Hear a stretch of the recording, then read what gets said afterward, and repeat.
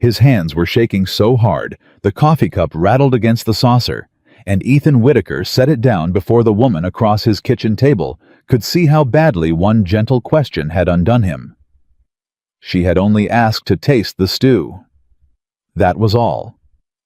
And 35 years of a man who'd taught himself never to want anything cracked wide open right there in the yellow lamplight, because nobody in his whole life had ever looked at him like he was worth being kind to. Before we go on, if this story reaches you tonight, take a moment to subscribe to the channel and stay with me all the way to the end, because Rose and Ethan's journey is only beginning. And do me a kindness, leave a comment and tell me which town, which city, which corner of this country you're watching from, so I can see just how far this story has traveled. Subscribe, follow along, and let's begin. Bitter Creek, Montana territory didn't get many strangers. So when word came down the wire that the Whitaker place was expecting a bride off the Thursday stage, the whole town found some reason to be standing on the boardwalk when the coach came rolling in through the mud. They weren't there to welcome her. Ethan knew that.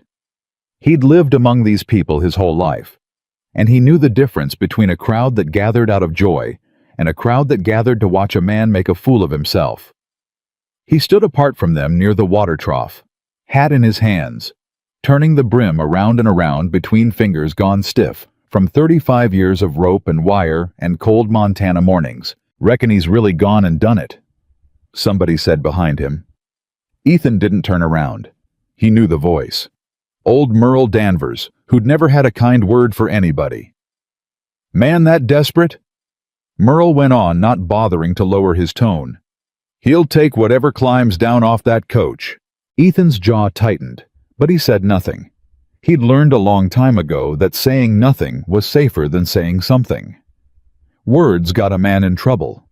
Words got looked at, remembered, thrown back at you. So he kept his mouth shut and his eyes on the road and waited. The stage came in slow wheels, sucking at the mud, the driver hollering the team to a stop right in front of the mercantile. For a moment, nothing happened. The horses blew and stamped. The crowd leaned in. Then the door opened. The first thing Ethan noticed was that she carried her own bag.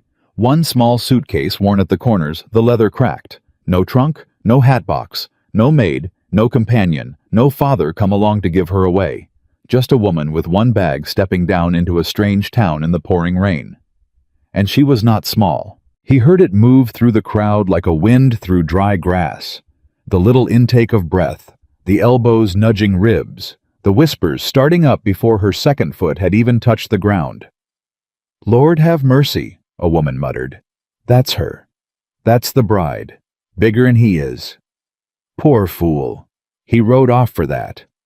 Rose Callahan stood in the mud in the rain and lifted her chin. Ethan would remember that for the rest of his life, the way she lifted her chin. Not a woman shrinking. Not a woman who wanted to disappear. She heard every word those people said. He was sure of it. Everyone could hear them, and instead of folding in on herself, she straightened her spine and looked out over that unkind little crowd like she'd been expecting exactly this and had decided a long time ago that it would not break her. His heart did something strange in his chest. He didn't have a name for it. He wasn't a man who had names for the things his heart did. But it moved all the same. He crossed the mud toward her before he'd rightly decided to. His boots came down heavy, and folks stepped back to let him through, and then he was standing in front of her, close enough to see the rain running down her face, close enough to see her eyes were brown and steady and tired, in a way that had nothing to do with the journey. "Miss Callahan," he said. His voice came out rougher than he meant it. "I'm Ethan. Ethan Whitaker." "I know who you are," she said. Her voice was warm low, and it didn't shake. "You're the only man out here holding his hat instead of pointing at me." Behind him, somebody laughed. Not with them. At them. Ethan felt the heat climb up the back of his neck. He didn't turn around. He held his hat a little tighter, and then, because it was the only thing he could think to do, because his mother had raised him to be a gentleman, even when he had nothing else, he stepped to the side and reached out his hand. "Rain's coming down hard, ma'am," he said. "Let me get you out of it." She looked at his hand. She looked at his face. And for one long moment, Ethan was certain she'd say no, that she'd take one good look at the plain-weathered, tongue-tied man she'd traveled 1,000 miles to marry, and decide she'd rather get back on that coach and go anywhere else in the world. Instead, she set her hand in his. Her fingers were cold. His were colder. And something passed between them, quick and quiet, that neither one of them had words for.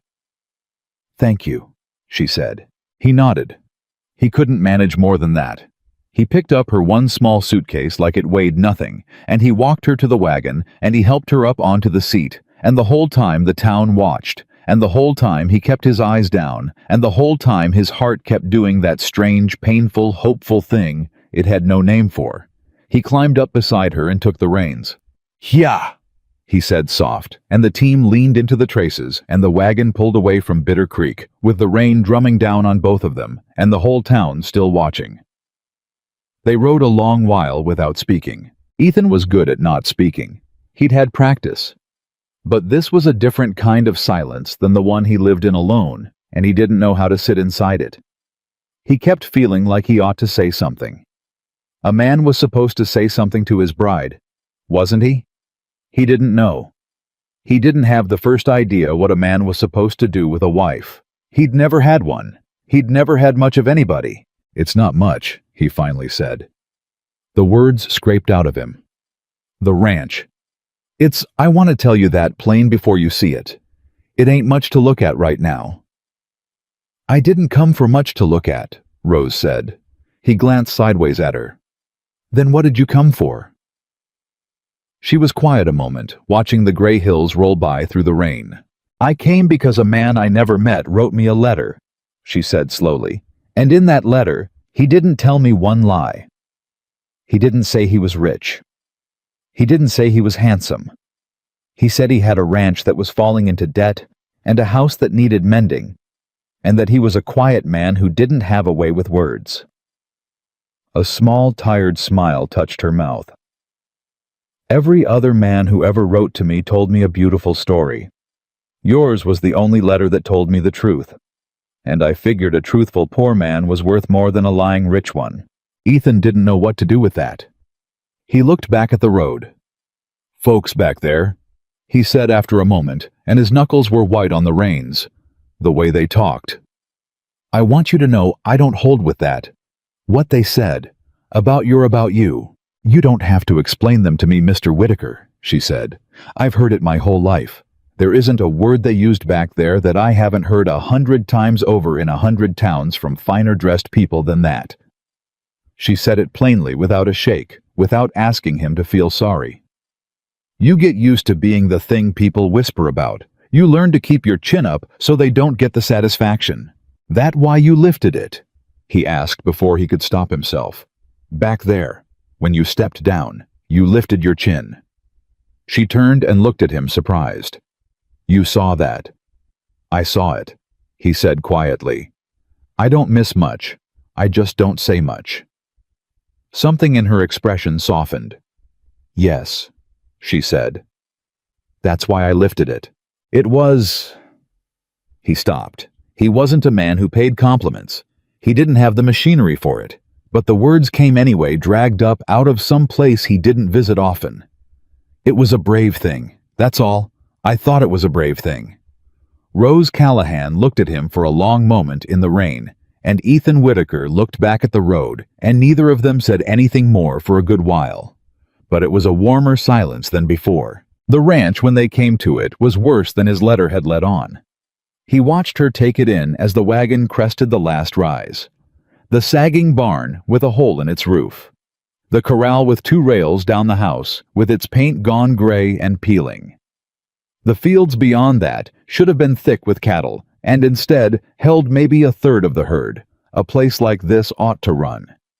He watched her look at all of it, and he braced himself. He'd braced himself for the flinch, for the tightening of the mouth, for the polite, careful voice of a woman doing arithmetic on the mistake she'd made. "Well," Rose said, "there's good bones under all that." Ethan turned and stared at her. "The barn's set square," she went on, pointing. "Roof's just wanting shingles, not tearing down. Corral's sound where it counts. And that house. She tilted her head, considering it. That house wants a woman who isn't afraid of a scrub brush, which, she added, you happen to have married. He didn't know he was going to laugh until he did. It came out of him rusty, and startled a sound he hadn't made in longer than he could recall, and it surprised them both. You laughed, Rose said, delighted. Reckon I did, he said, and looked away, ears burning. Do it more often, she said. It suits you better than the frowning. He couldn't answer that. He clicked to the team and drove them the rest of the way down to the house. Inside it was cold and dim, and it smelled of dust and old smoke, and a man living alone. Ethan saw it fresh through her eyes, and was ashamed of it. The unswept floor, the ash cold in the hearth, the single chair pulled up to a table that had room for a family. He'd let it go. After his mother passed and then his father, he'd let all of it go, because what was the point of keeping a house nice when there was no one to keep it nice for?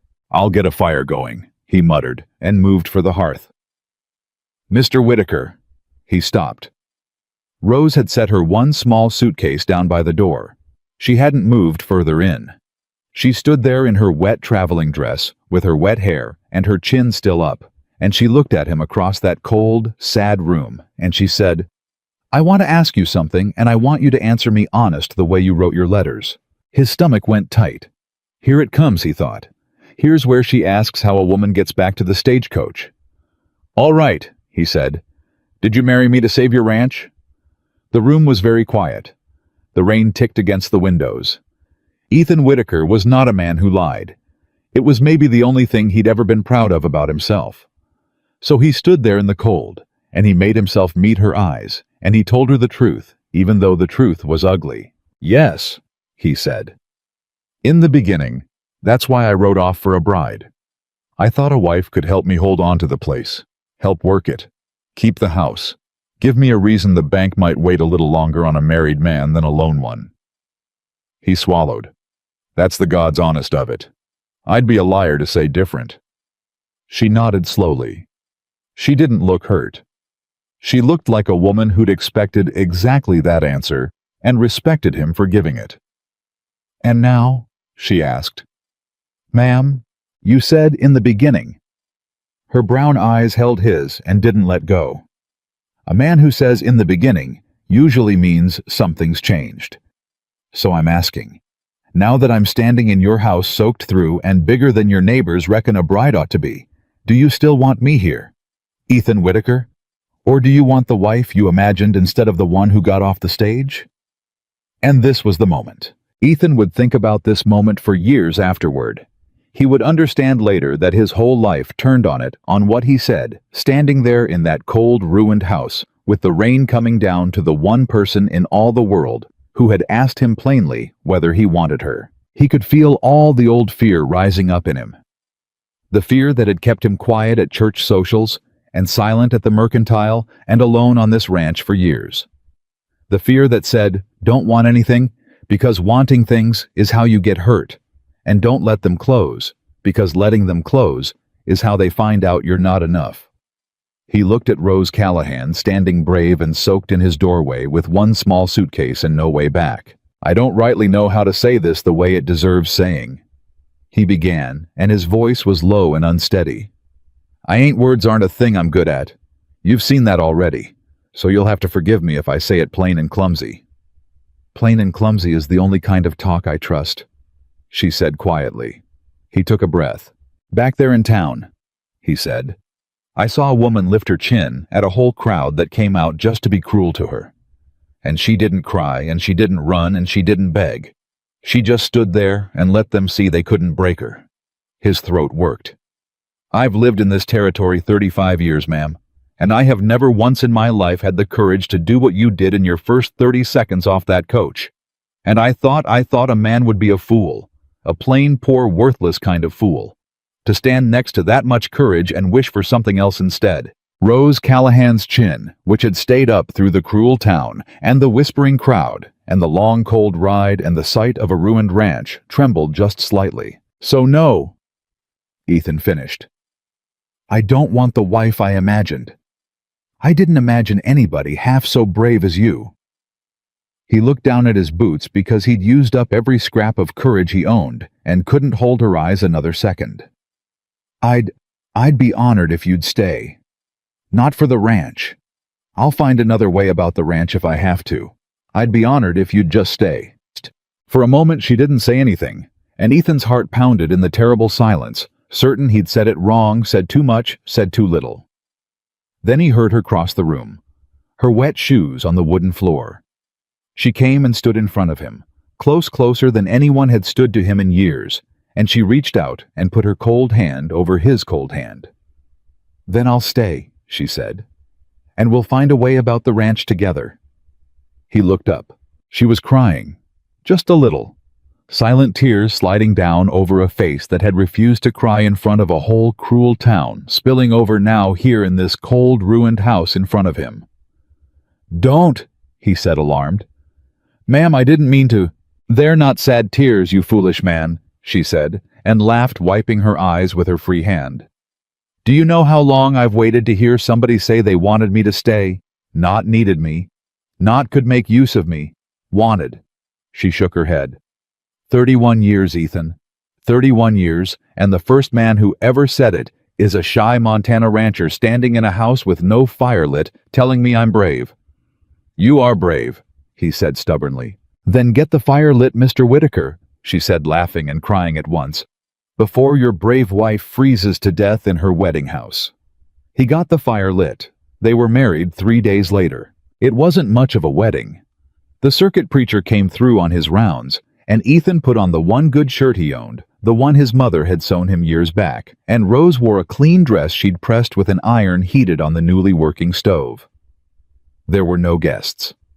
The town hadn't offered, and Ethan hadn't asked. It was just the two of them and the preacher in the little church at the edge of Bitter Creek, saying words in front of God on a gray afternoon. But when the preacher said the part about "for better or for worse," Ethan heard Rose say, "I do," in that steady, warm voice that didn't shake, and something in his chest that had been clenched tight his whole life eased just a little. "You may kiss your bride," the preacher said. Ethan went red to the roots of his hair. He hadn't thought about that part. He didn't know how. He was 35 years old, and he had never once kissed a woman, and he was about to do it in front of a preacher who was watching over the top of his spectacles. Rose saw his panic. Of course she did. She saw everything. "It's all right," she murmured just for him. "You don't have to. Here." And she reached up and gentle as anything kissed his cheek. Instead, a soft, quick, forgiving thing that let him off the hook and told him she understood all at once. But Ethan Whitaker surprised himself that day. He surprised himself the way she kept making him do. He caught her hand as she drew back.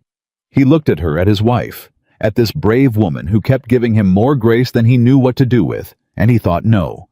No, he would not be a coward about this one thing. Not about her. He leaned in, and he kissed her clumsy and shy and honest on the mouth, the way a husband kisses a wife. And when he drew back, his hands were shaking, and his ears were burning, and he couldn't look the preacher in the eye. But Rose was smiling like the sun had come up. "Well," the preacher said, clearing his throat, "I now pronounce you man and wife." They drove home to the ranch as the Whitakers. The first weeks were the strangest of Ethan's life. He kept waking before dawn out of long habit and finding to his astonishment that he was not alone, that there was a woman in his house, that he could smell coffee already brewing when he came down and biscuits in the oven, and that the floor had been swept and the windows scrubbed until light came through them clean for the first time in years. He didn't know how to be around her. That was the truth of it. He knew how to be around cattle and horses and fence posts. He knew how to be around men a little, in the careful, silent way of men who work together. But he did not know how to be around a wife, and he stumbled through it red-faced and tongue-tied half the time, not knowing where to put his hands or his eyes. Rose, for her part, seemed to know exactly what she was doing, and she went about it with a patience that undid him a little more each day. She didn't push him to talk. She talked enough for the both of them, easy and unhurried, filling the silences he couldn't fill, and never once making him feel small for the ones he left. She learned the ranch fast, faster than he'd have believed.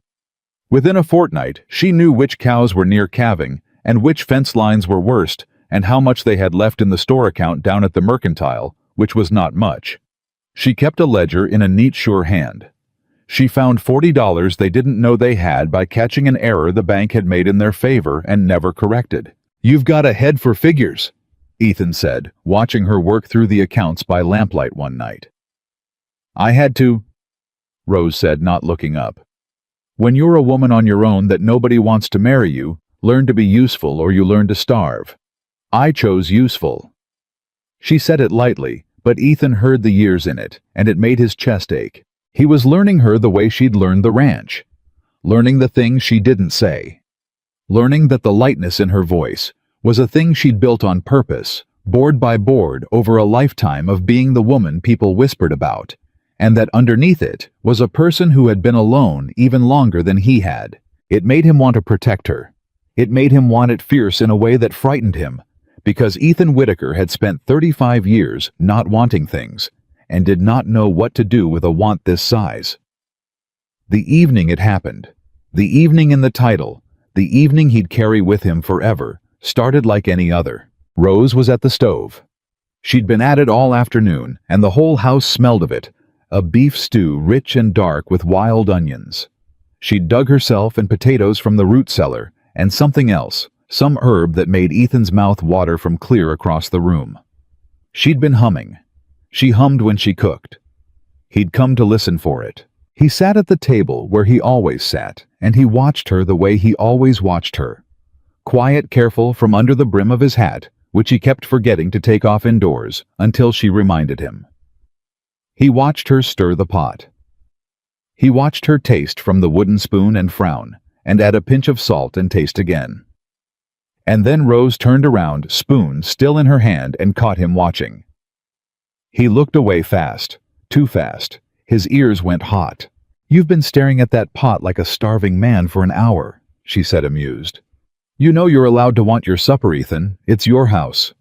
"Wasn't staring at the pot," he mumbled before his brain could stop his mouth. The kitchen went very quiet. Rose looked at him. He looked at the table. His heart was going like a hammer. And then, because she was Rose, because she was braver than him about every single thing, because she had built a whole life on refusing to let a moment shrink her, she crossed the kitchen and stood beside his chair and held out that wooden spoon full of stew, warm and steaming, right up close to him. "I'm your wife," she said softly. "Can I taste it is what you're supposed to say to a woman. But since you won't, I'll do it my own way." She smiled down at him, gentle. "It's near ready. Tell me if I've salted it right. Here." And she lifted the spoon to his mouth. That was all. That was the whole thing. A woman offering a man a taste of the supper she'd cooked him in the yellow lamplight with the rain coming down soft outside. And Ethan Whitaker's hands started to shake. He didn't understand it at first. He didn't understand why his eyes were burning, or why his throat had closed up, or why this simple, small, ordinary kindness was the thing that finally broke something in him that 35 years of hard weather and hard luck and loneliness had not managed to break. But he understood it a moment later, all at once, the way you understand a thing you've been carrying so long you'd forgotten its weight. No one had ever cooked for him and asked if it was good. Not since his mother died. No one had ever stood beside his chair and offered him the first taste and cared whether he was pleased. No one had ever in all his grown life looked at Ethan Whitaker like his opinion of the supper mattered. Like he mattered. Like the whole point of the meal was that a man she'd chosen should be fed and warm and glad. His mother used to do it. When he was a boy, she'd hold out the spoon just like that. "Tell me if it's right, my Ethan." And he'd forgotten. He'd made himself forget. Because remembering hurt too much. Remembering that once, a long time ago before the debt and the loneliness and the whispering town, he had been somebody's boy who was worth cooking for. "Ethan." Rose's voice changed. The teasing went out of it. She lowered the spoon. "Ethan, what is it?" "What did I—" "Nothing." He managed, but his voice broke clean in half on the one word, and there was no hiding it, and he put his shaking hand up over his eyes like a man could hide behind his own fingers. "Oh," Rose said softly. Oh, honey. She set the spoon down. She pulled the other chair around the one that had sat empty at his table for years, and she sat down close beside him, and she didn't ask him again what was wrong, because she was Rose, and she already knew that some hurts a person can't say out loud. You take your time, she murmured. I've got nowhere to be. I've got nowhere in this whole world to be but right here. And Ethan Whitaker, 35 years old, a grown man, a rancher, a man who had buried both his parents and worked himself half to death and never once let a soul see him weep. Ethan Whitaker put his face down and cried right there at his own kitchen table over a spoonful of stew. He cried for his mother who'd held out the spoon just so. He cried for the boy he'd been. He cried for all the years he'd sat at this table alone, telling himself he didn't want anything, didn't need anybody, that a man could get by fine on his own. He cried because it wasn't true. It had never been true. He'd been so hungry for exactly this and hadn't let himself know it. And Rose sat beside him with her hand warm on his back and let him. She didn't shush him. She didn't tell him it was all right, or that big men don't cry, or any of the things people said to stop you crying so they wouldn't have to sit in it with you. She just sat with him, steady and warm, humming low under her breath, that same tune she hummed at the stove, until the storm in him passed and his breathing came even again. When he finally lifted his head, wrung out and red-eyed and ashamed, he couldn't look at her. I'm sorry, he said hoarsely. You must think you married a poor excuse for a man. Weeping over supper like a Ethan Whitaker. She took his face in both her hands and turned it toward her and made him look at her. Her brown eyes were wet too. Don't you dare finish that sentence. Don't you dare. Her thumbs brushed the tears off his cheeks. Do you know what I think? I think I married a man with a heart so big and so lonesome it about broke in half the first time somebody was tender with it. That's what I think. And I think that's the finest thing I've found out about you yet. It don't scare you off, he whispered. A grown man like this. Scare me off. She laughed, soft and wet. Ethan, I've been waiting my whole life for somebody to trust me enough to fall apart in front of me. Do you know what that is? That's not weak. That's the bravest thing you've done since I got here. Braver than kissing me in front of the preacher, and Lord knows that cost you. She smiled. You let me see you. Nobody lets me see them. They're too busy pretending they don't see me. He turned his face into her hand just slightly. Just enough. Rose, he said. Her name. He hardly ever said her name. It felt like a thing too fine to say out loud, like good china you were scared to use. Rose, You don't have to say it, she said. Not tonight. I know. I already know. And she leaned her forehead against his. The two of them bent together over the empty chair that wasn't empty anymore. Now, are you going to tell me if I salted this stew right? Because I've got a good mind about it, and I want your honest opinion, husband. And I'll know if you're lying. He laughed. It came out cracked and wet and real. Give it here, he said. And she picked up the spoon, and she held it to his mouth again, and this time his hand still shook, but his heart was full instead of breaking. And he took the taste she offered him, the first supper in 15 years that a woman had made him, and cared whether he liked, and he closed his eyes. Well, she demanded. It's the best thing I ever ate, he said, and he meant it with his whole soul, and it had nothing at all to do with the salt. Rose Callahan. Whitaker sat back and looked at her husband. This shy, broken, tender, quietly astonishing man that a cruel town had called a desperate fool for marrying her. And she thought, not for the first time, and not for the last, they don't know a single thing. Not one of them. They looked at both of us and saw two people nobody wanted. And they were wrong about every bit of it. Come on, she said, standing, tugging him up by the hand. Wash up. Supper's ready. And Ethan. She stopped him at the basin, serious now, holding both his hands in hers. From tonight on, you'll never eat alone in this house again. You hear me? Not one more meal. As long as I'm breathing, there'll be somebody across that table asking if you're fed and warm and glad. That's a promise. That's my wedding gift to you since I came here with nothing else to give. Ethan looked at their joined hands. At the ring plain and cheap that was all he'd been able to afford sitting on her finger like it was the crown jewels. "You came here with everything," he said quietly. "You just don't know it yet." Outside, the Montana rain came down soft over the sagging barn and the mended corral and the fields that were slowly coming back to life.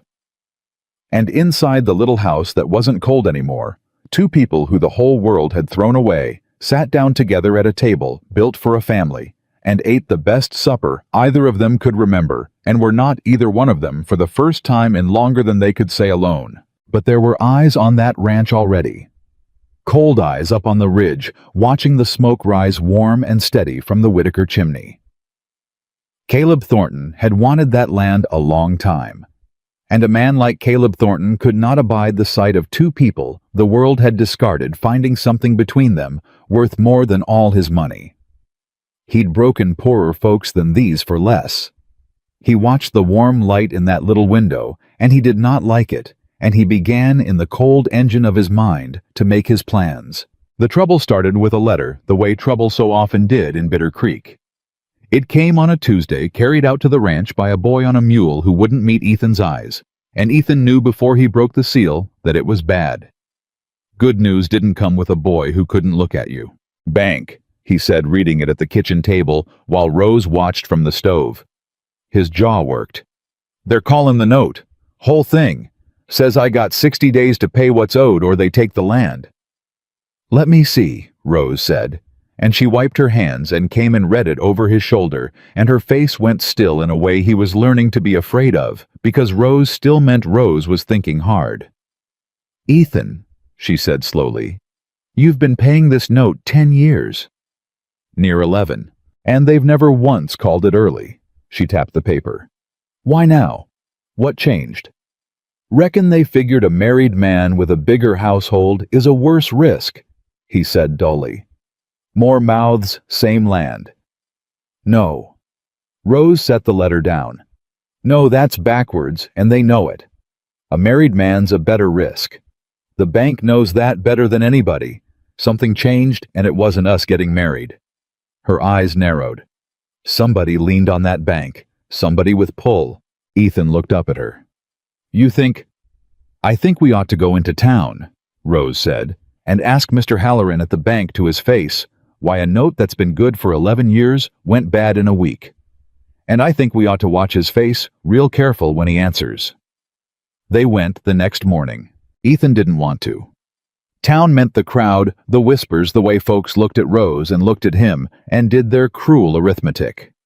But Rose put on her good dress and lifted her chin, and Ethan put on his good shirt, and he thought if she could walk into that town with her head up, then by God so could he.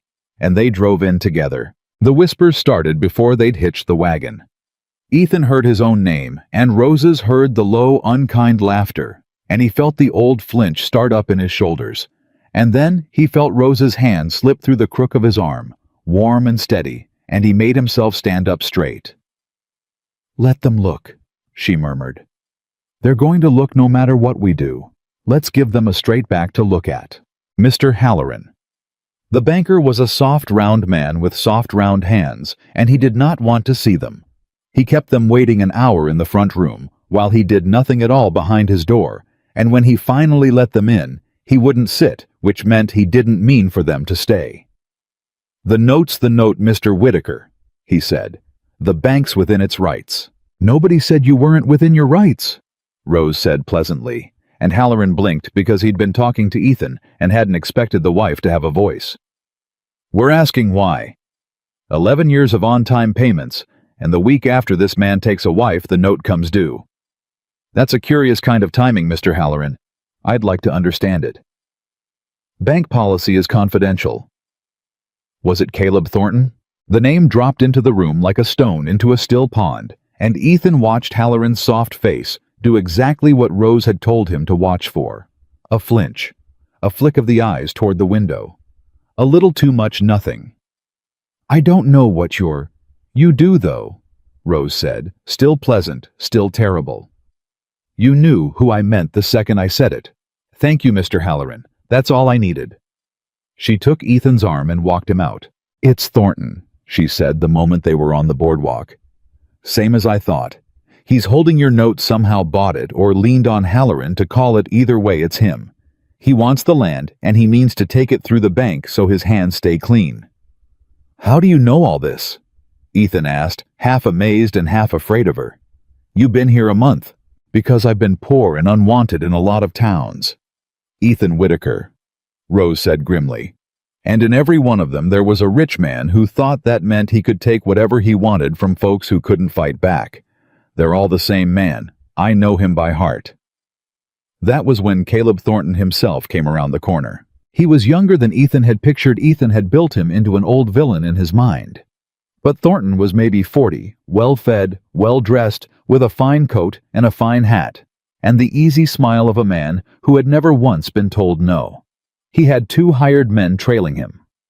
He saw Ethan and Rose, and his smile widened, and Ethan's whole body went cold because he knew that kind of smile. It was the smile of a man about to be cruel and enjoy it. Whitaker, Thornton said warmly, tipping his hat. And this must be the famous bride. Well, well. His eyes went over Rose, slow, top to bottom, in a way that made Ethan's hands curl into fists. I'd heard. But hearing doesn't do it justice, does it? Afternoon, Rose said evenly. You know, Thornton said, addressing Ethan, now ignoring her, the way he'd looked at her too hard a moment before, both of them, a kind of insult. I felt for you when I heard you'd sent off for a wife. Desperate measure for a desperate man. But I never dreamed you'd be so hard up you'd take... He gestured at Rose, at Oliver, and let the gesture finish the sentence. The boardwalk went quiet. Folks stopped to watch. Ethan Whitaker, who had spent 35 years swallowing words, who had let a whole town whisper about him his entire life and never once talked back, opened his mouth.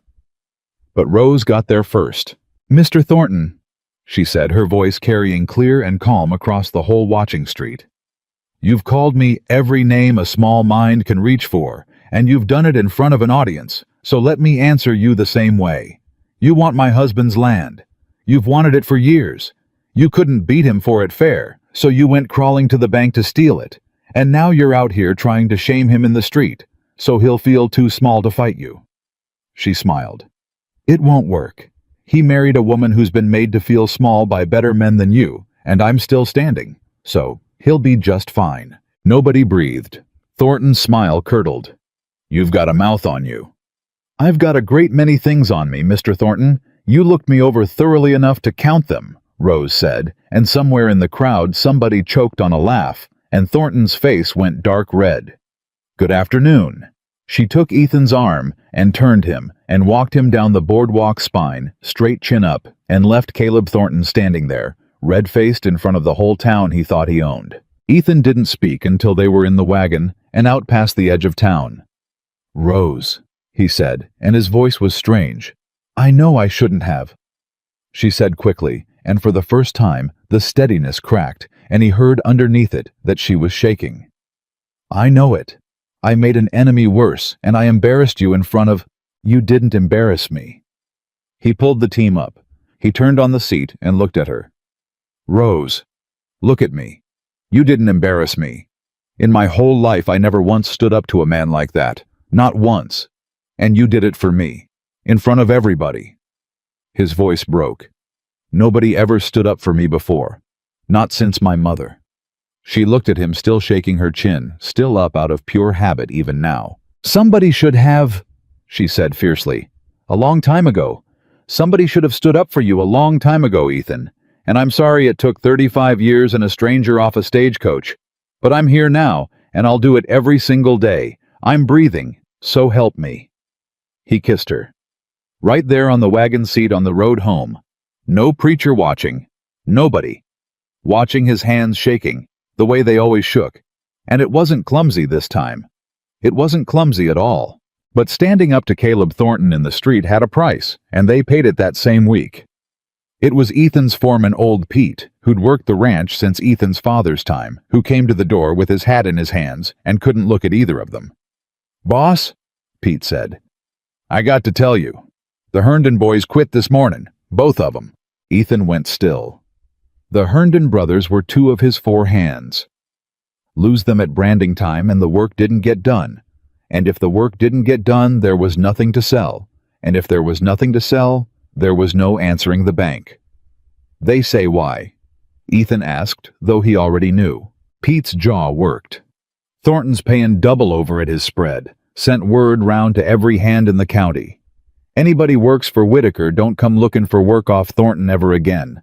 And anybody quits Whitaker, there's a bonus in it." Pete's old eyes came up ashamed and angry. "It ain't right, boss. What he's doing. It ain't right, and I want you to know I ain't going nowhere. Man's tried to buy me twice this week, and I told him where he could put his money. But the young fellas," he shook his head, "they got families. Can't blame 'em." "No," Ethan said quietly. "Can't blame 'em." But his stomach had dropped clean through the floor. That night he sat at the table with the ledger and the bank's letter and did the arithmetic, and the arithmetic was cruel.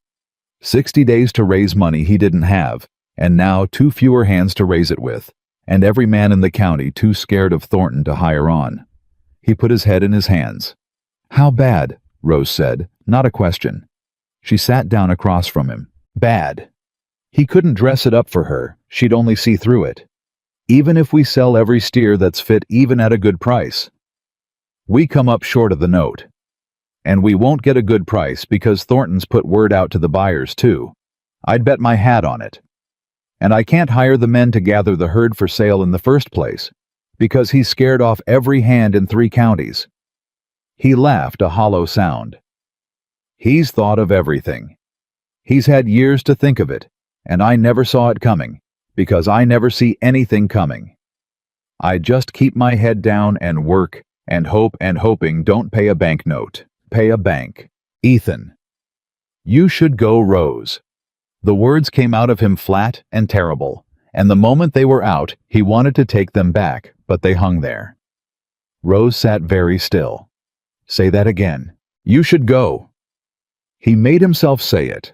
It was the hardest thing he'd ever said, and he believed it was the right thing, the decent thing, the only unselfish thing a man in his position could do. "This place is going under. I can't stop it. Anybody can see I can't stop it. And you're worth more than going down with a sinking ranch and a man who can't save it. You're smart and you're strong, and you could make a good life somewhere that isn't cursed.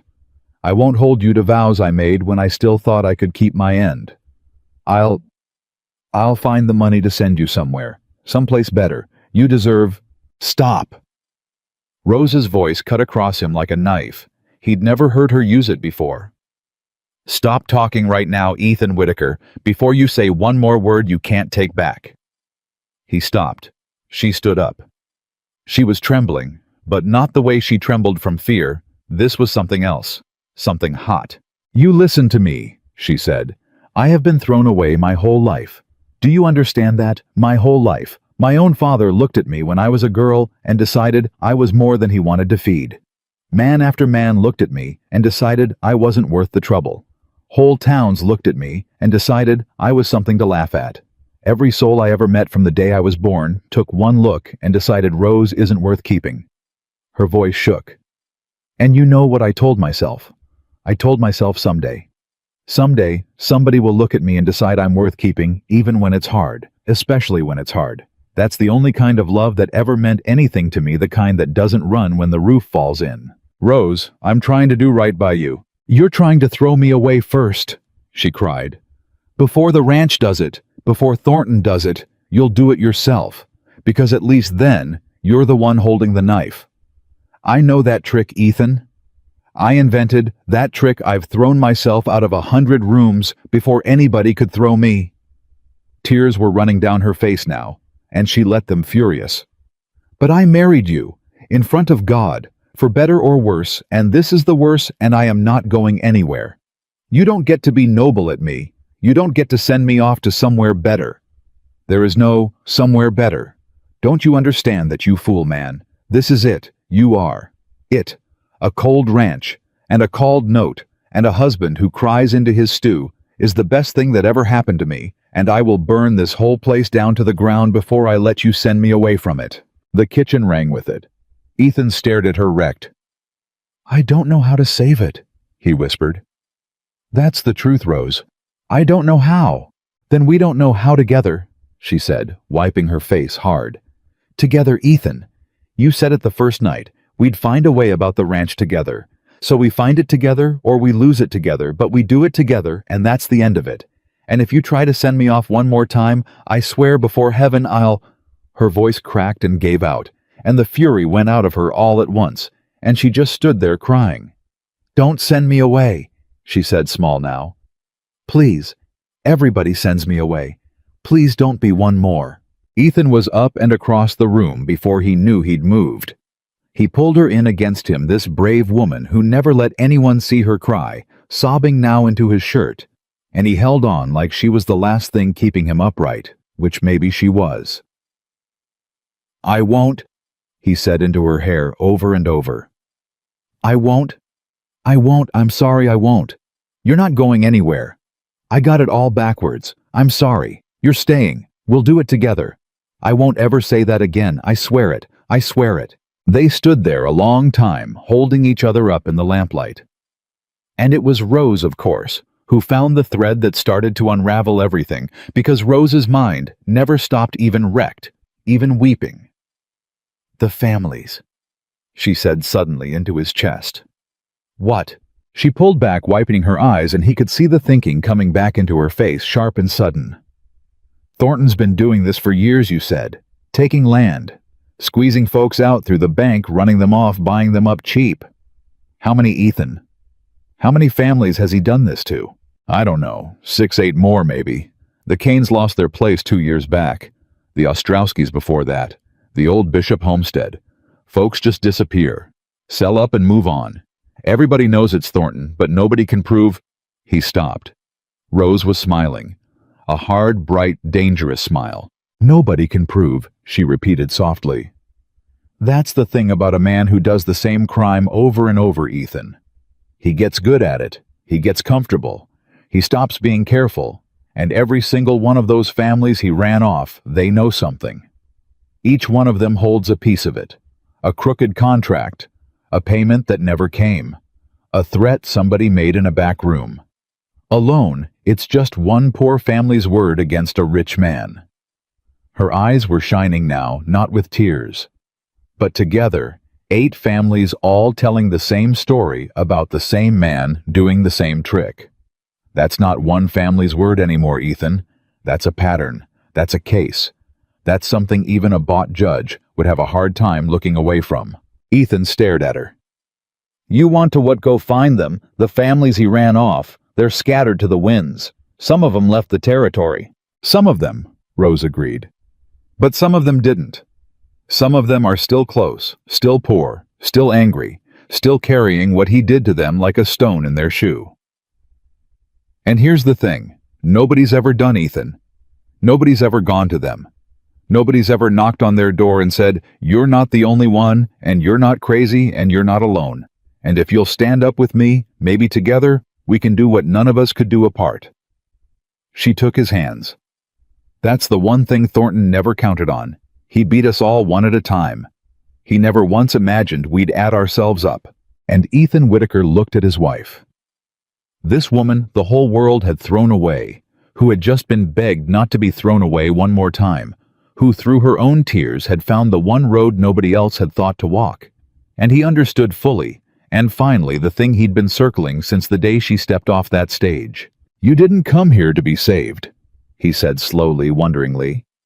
"Everybody thought, the whole town thought, a plus-size mail-order bride came out here desperate to be rescued by any man who'd have her. And you're the one doing the rescuing. You've been the one doing it this whole time." "We rescue each other," Rose said simply. "That's the only kind of rescue that lasts. Now." She squeezed his hands. "Who's closest, of the families? Who can we get to before the 60 days runs out?" They started that very week. The first was the widow Kane, who lived now in 2 rented rooms above the feed store, having lost the good bottomland her husband had died working. She didn't want to talk. She'd talked before years back to a lawyer who took her money and did nothing, and she'd learned her lesson about hope. She near shut the door in their faces. It was Rose who got it open. Rose, who sat down at the widow's poor table uninvited and said plain as anything, "Mrs. Kane, he sent word around that anybody who works my husband's land will never work again in this county. He called our note the week after we married to shame us and starve us out. He stood in the street 3 days ago and looked me up and down like I was livestock and asked my husband how desperate a man had to be." Rose folded her hands. "I'm not here to give you hope, ma'am. Hope's cheap, and I know it's failed you before. I'm here because I'm angry, and I think you're angry too, and I think we've both been angry alone long enough." The widow Kane looked at Rose for a long time. Then she went to a loose board under her bed, and she pried it up, and she took out a folded paper gone soft at the creases from being handled and hidden and handled again, the original contract for the sale of her husband's land, with a figure on it that Thornton had promised, and a second smaller figure that he'd actually paid, and her husband's mark, and the date and everything. "I kept it," she said, her hands shaking. 10 years I kept it. Everybody told me it was worthless. One poor widow's paper against Caleb Thornton." She pressed it into Rose's hands. "You tell me it might not be worthless. You tell me I didn't keep it for nothing." "You didn't keep it for nothing," Rose said. "You kept it for exactly this." By the time they drove home that night, they had one paper. By the end of the week, they had 4. Each family, the same shut door, the same old failed hope, the same buried scrap of proof kept out of pure stubbornness against the day it might matter. The Ostrowskis had letters. The old Bishop family's son, grown now, had watched Thornton's men burn a fence and swear his father off the land at gunpoint, and he'd been 12, and he'd never forgotten a word. One by one they came into it, not because Ethan and Rose promised them victory, but because Rose sat at every table and told them the truth. You were not the only one, and you were not crazy, and you are not alone anymore. Ethan watched her do it town after town, table after table, and something in him that had been broken his whole life was slowly, quietly healing. Because he saw now what she was. Not a woman who needed saving. A woman who had been thrown away so many times she had learned exactly how it felt, and had turned that pain, every ounce of it, into a key that could open any thrown-away person's shut and guarded door. "How do you do it?" he asked her one night on the road home, 3 papers heavier and bone-tired. "They won't talk to anybody. Halloran the sheriff, a lawyer, they'd slam the door. But you sit down and inside 10 minutes they're handing you the one thing they've kept hidden for a decade. How—" Rose was quiet a while, watching the dark hills. "Because I don't come to their door in a fine coat telling them everything's going to be fine," she said finally. "I come to their door looking like what I am. Somebody the world threw out too. They take one look at me, and they know that woman's been where I've been. That woman's had a door shut in her face. That woman knows." She turned to him. "All my life, Ethan, the thing they used against me, my size, my being unwanted, all of it. I thought it was only ever going to be a wound. And it turns out, it's the thing that lets a broken person trust me on sight. It turns out the very thing they threw me away for is the thing that's going to bring Caleb Thornton down." She shook her head slowly, like she could hardly believe it. "There's a kind of justice in that I never expected to live to see." But Caleb Thornton was not a fool, and a man cannot ride to 8 houses in a county without a rich man hearing about it. The warning came in the dark. Ethan woke to the horses screaming. He was out of bed and reaching for the rifle before he was rightly awake, and Rose was up behind him, and through the window they both saw it. The barn. The mended barn. The barn Rose had said had good bones, with fire climbing up its side and licking at the roof, orange and hungry against the black sky. "The horses!" Rose cried. "Ethan, the horses are still in." He was already running. What came next happened fast and terrible. Ethan into the burning barn with a wet cloth over his face, cutting the panicked horses loose, driving them out through the smoke while the fire ate the walls. Rose and old Pete at the pump, the bucket line, the desperate, useless water against a fire too big for it. And at the top of the ridge, sitting his horse, easy in the firelight, where he meant to be seen, Caleb Thornton watching, making sure they knew, before he turned his horse and rode away into the dark. They saved the horses. They didn't save the barn. When it was over, when the sun came up gray over the smoking ruin of it, Ethan stood in the ash with his hands burned and his face black, and something in his eyes that Rose had never seen there before, and it frightened her more than the fire had. "Ethan," she said carefully. "He was up on the ridge." Ethan's voice was flat and low and wrong. "He wanted us to see him. He wanted me to know it was him, and know I couldn't touch him." His burned hands closed into fists. "I know where his spread is, Rose. I know he'll be asleep by now, satisfied thinking he's taught the desperate fool his lesson. I could ride over there right now. I could do to his place what he did to mine. I could do worse. I've got the rifle, and I've got the reason, and God help me, I want to. I want to so bad, I can taste it." And there it was. The thing Ethan had buried his whole life. The anger under the quiet. The fury the shy, gentle man had spent 35 years pressing down so it wouldn't get loose. It was loose now. It was standing in the ashes of his barn, with a rifle and a reason, and Rose could see it was strong enough to swallow him whole and leave nothing of the man she'd married. She stepped in front of him. Right in front of him, between Ethan and the ridge and the rifle, and the ruin of everything. "Look at me," she said. "Rose, get out of the way. Look at me, Ethan Whitaker." And when he wouldn't, she took his burned face in her hands the way she had the night of the stew, gentle over the hurt, and made him. "There he is. There's the man they warned me about. The town told me you were a hard, silent man with something dark in you, and I told them they were wrong, and here you are proving them right in the ashes of your own barn." Her thumbs stroked his blackened cheeks. "I'm not going to tell you not to be angry. You've got every right to your anger. Burn it. I'll help you burn it. But listen to me now and hear me, because this is the most important thing I will ever say to you." He was shaking. The rifle hung heavy in his hand. "You are not the cruelty that hurt you," Rose said. "You hear me. You are not the men who threw you away. And you are not the town that whispered. And you are not Caleb Thornton up on his ridge. If you ride over there tonight, you don't punish him, you become him. You hand him the last thing he wants, which is proof that a Whitaker is just a violent, desperate man, same as they always said. And then, when they hang you for it, and they will hang you for it, Ethan, and they'll do it gladly, every one of those 8 families we swore to help loses their one champion, and Caleb Thornton keeps every acre he stole, and I lose you." Her voice broke. "I finally found the one person who ever wanted to keep me, and I lose him because he threw himself away in the ashes of a barn. Don't you do that to me. Don't you dare do that to me." The barn smoked. The horses milled in the corral. Old Pete stood off a ways watching silent.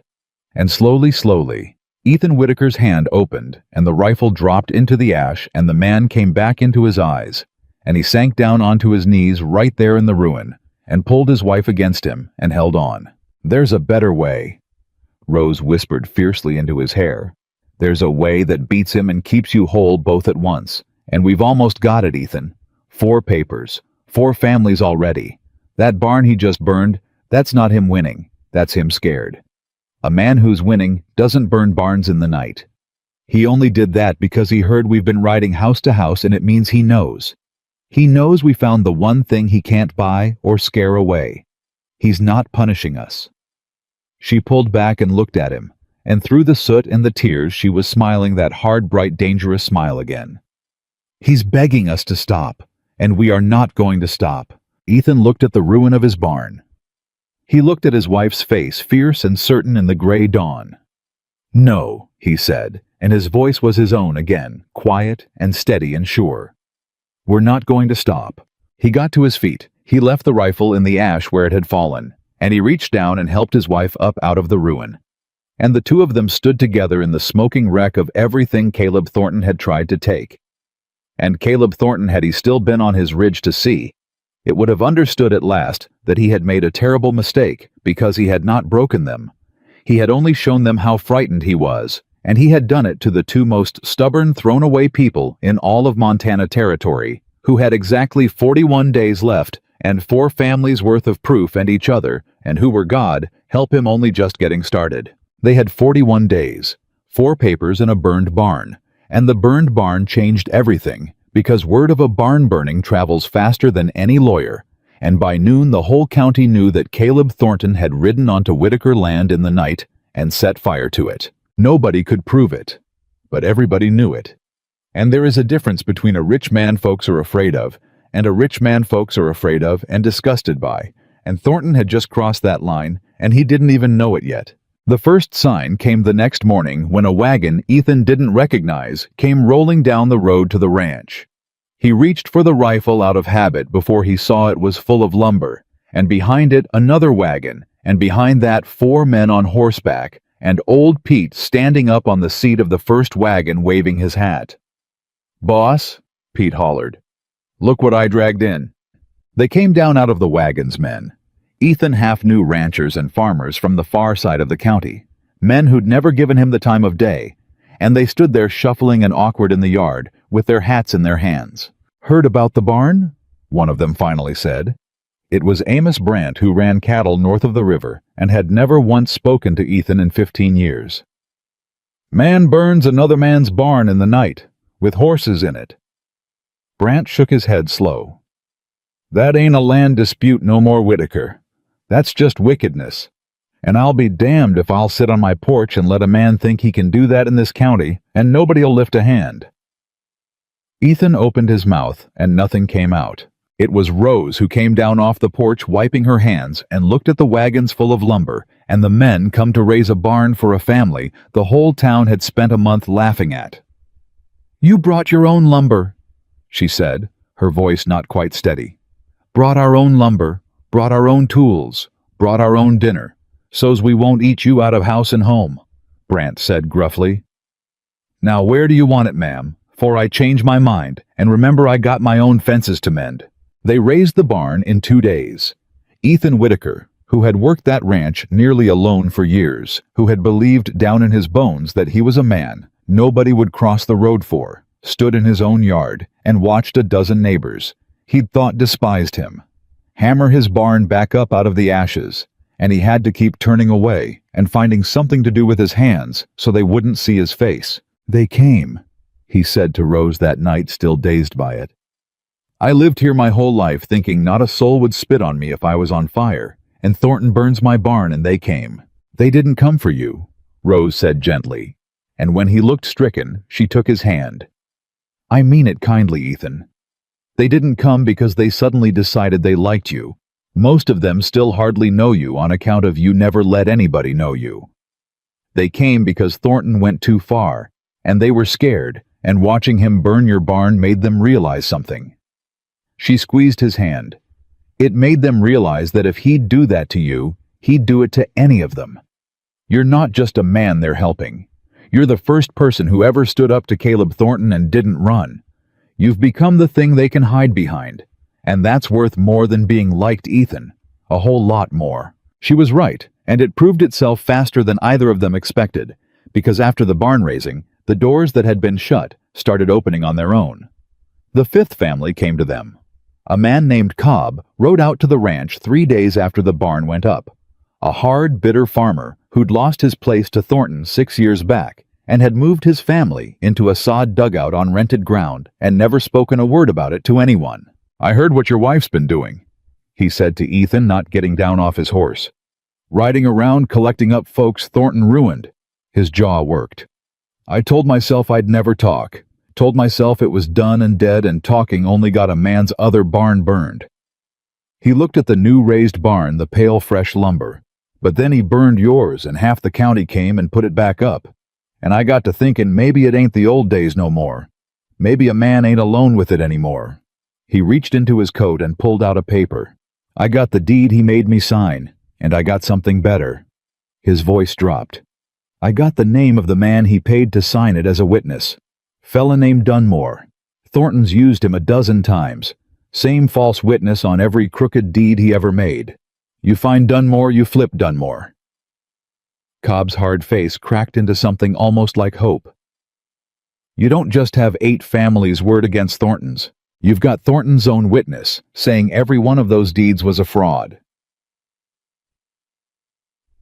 Rose had come out onto the porch and heard the last of it, and Ethan watched her go very still. "Say that name again," she said. "Dunmore. Silas Dunmore. He clerks over at at the bank," Rose finished softly. "He clerks at the bank in Bitter Creek. I saw him. The day we went to see Halloran about the note. There was a nervous little man in the back who wouldn't look at us." Her eyes were bright and hard. "Thornton's forger works at the very bank that's calling our note. Of course he does. Of course they're all tangled up together." She turned to Ethan. "That's the loose thread. That little man. He's the one who put his name to every crime Thornton ever committed, which means he's the one with the most to lose, which means he's the one most likely to break," Ethan finished. "Which means he's the one most likely to break," Rose agreed. "But the thing about pulling a loose thread is that the man who tied the knot can feel it move. That very night, Thornton made his next play, and it was crueler and smarter than the barn.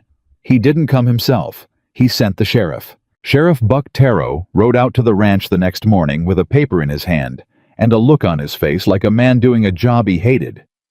Ethan knew Tarot everybody did a decent enough lawman who'd been in Thornton's pocket for years the way half the county was not out of wickedness, but out of the plain arithmetic of a poor sheriff and a rich cattleman. Ethan, Tarot said, and he wouldn't get down off his horse either. "I got a warrant here. For your wife." Ethan's blood went to ice. "For what?" "Theft." Tarot said it like it tasted bad. Thornton swore out a complaint. "Says the papers she's been collecting off folks, those deeds and contracts, says they're bank property. Says she's been going door to door stealing bank documents. Says the widow Kane's contract, the Cobb deed, all of it belongs to the bank and she's a thief for gathering 'em up." "That's a lie," Ethan said low. "Those are the family's own papers, their own copies. He knows they are." "I know it too," Tarot said heavily. "Ethan, I know it. But he swore the complaint and a judge signed the warrant, and my knowing don't mean a thing against a signed warrant. I got to take her in." He finally looked up and his face was miserable. "And Ethan, the judge that signed it. It's Judge Pryor over in the county seat. He's about as bought gets. Thornton means to have her locked up on a theft charge, and once she's in, that judge will set bail so high you can't pay it, and she'll sit in that cell while your 60 days runs out and you lose the ranch, and by the time it comes to trial, there won't be a ranch left to fight for, and every one of those papers will be recovered as bank property and burned." Tarot shook his head. "It's slick. I hate it, but it's slick. He's not trying to prove she's a thief. He's just trying to take her off the board till it's too late." Rose had come out onto the porch. She'd heard it. And Ethan watched the color drain from her face, not from fear of jail, he thought, but from something older and worse, and a moment later he understood what. "You're going to lock me up," she said, and her voice had gone strange and small in a way he'd never heard from her. "In a cell, and leave me there." "Ma'am, it ain't what I want. I know what a locked room does." Rose's chin was up, but her voice was shaking now, and Ethan crossed to her fast, because he'd never seen her like this, not with the town, not with Thornton, not with the burning barn. "When I was a girl," she said to Ethan, only to Ethan, "when nobody wanted me, there was a place they sent girls nobody wanted, a poorhouse. They locked us in. I was 12. Her breath came ragged. "I swore I'd die before I let anybody lock me in anywhere ever again. I swore it. And Ethan Whitaker." Shy. Ethan quiet. Ethan, who had spent 35 years unable to say a hard word to any man. Ethan stepped down off that porch and put himself between his wife and the sheriff of the county, and his voice came out of him like iron. "You're not taking her. Ethan." Tarot's hand didn't move toward his gun, but it went still. Don't do this. You put your hands on me over a warrant and I got no choice, and then he's got you both and it's over. Don't hand him that. Ethan." It was Rose now, and her hand was on his arm. "Ethan, he's right." She was fighting her whole body to say it. He could feel her trembling. "He's right. If you fight the sheriff, Thornton wins everything. I know that. I know it." She turned him to face her, and she was crying, and she was making herself say the words anyway. "So I'll go. Do you hear me? I'll go. I'll sit in that cell." Her voice cracked clean in half. "But you have to promise me something. You have to promise me you won't stop. Because the only way I can walk into that room, the only way Ethan is, if I know you're out here finishing it. If I'm locked up and you stop, then it was for nothing, and I'll be in there for nothing, and I can't do it for nothing." She grabbed his shirt in both fists. "Promise me. Find Dunmore. Break him. Get the proof to somebody who isn't bought, and get me out. Promise me you'll get me out." Ethan looked at her, at this woman who'd been locked away as a child, and swore she'd die before it happened again, choosing to walk into a cell anyway, because it was the only move that didn't hand Thornton the game. Trusting him, a shy rancher who'd never finished a hard thing in his life, to be the one to finish this one. "I promise you," he said. "I promise you before God rose. You will not sit in there one day longer than it takes me to break that little man and bring the roof down on Caleb Thornton. I will not sleep. I will not stop. I will not fail you." His voice shook, but his eyes didn't. "You walked into a strange town for a stranger's letter because you believed a truthful man was worth it. So believe me now. I'll get you out." She let go of his shirt. She turned to the sheriff, and she lifted her chin. That chin, the one she'd lifted at a cruel town her first minute off the stage, and she said, "All right, Sheriff Taro, let's go. And I'll thank you not to put the irons on in front of my husband." "No irons," Taro said quietly. "You got my word on that much, ma'am." Ethan watched the wagon carry her away down the road toward town, and the cell, and the bought judge watched until it was a speck, and then gone, and then he stood alone in the yard by his new raised barn, and for one moment the old despair rose up in him like a black tide. "She's gone. They've taken her. You can't do this. You've never once finished a hard thing. You'll fail her, like everyone always fails." And then he heard her voice in his head, clear as if she stood beside him. "You are not the men who threw you away." He went and saddled his horse. The next 3 days were the longest of Ethan Whitaker's life, and they remade him. He rode first to Cobb's in the dark and got everything the man knew about Silas Dunmore, where he lived. What he drank, that he had a sick wife and mounting doctor's bills, that he was a weak, frightened man who had signed his name to Thornton's crimes, not out of greed, but out of the same fear that ran the whole county. "He's not a bad man," Cobb said. "That's the thing. He's just a scared one. Scared of Thornton, scared of losing his place, scared for his wife. Thornton owns him through his fear, same as he owned the sheriff through his poverty, and the judge through his greed. You want to break Dunmore Whitaker?" Cobb looked at him hard. "You don't do it with threats. Thornton's already got him more scared than you ever could. You do it by offering him the one thing Thornton never will." "What's that?" "A way out," Cobb said. "A way to stop being afraid."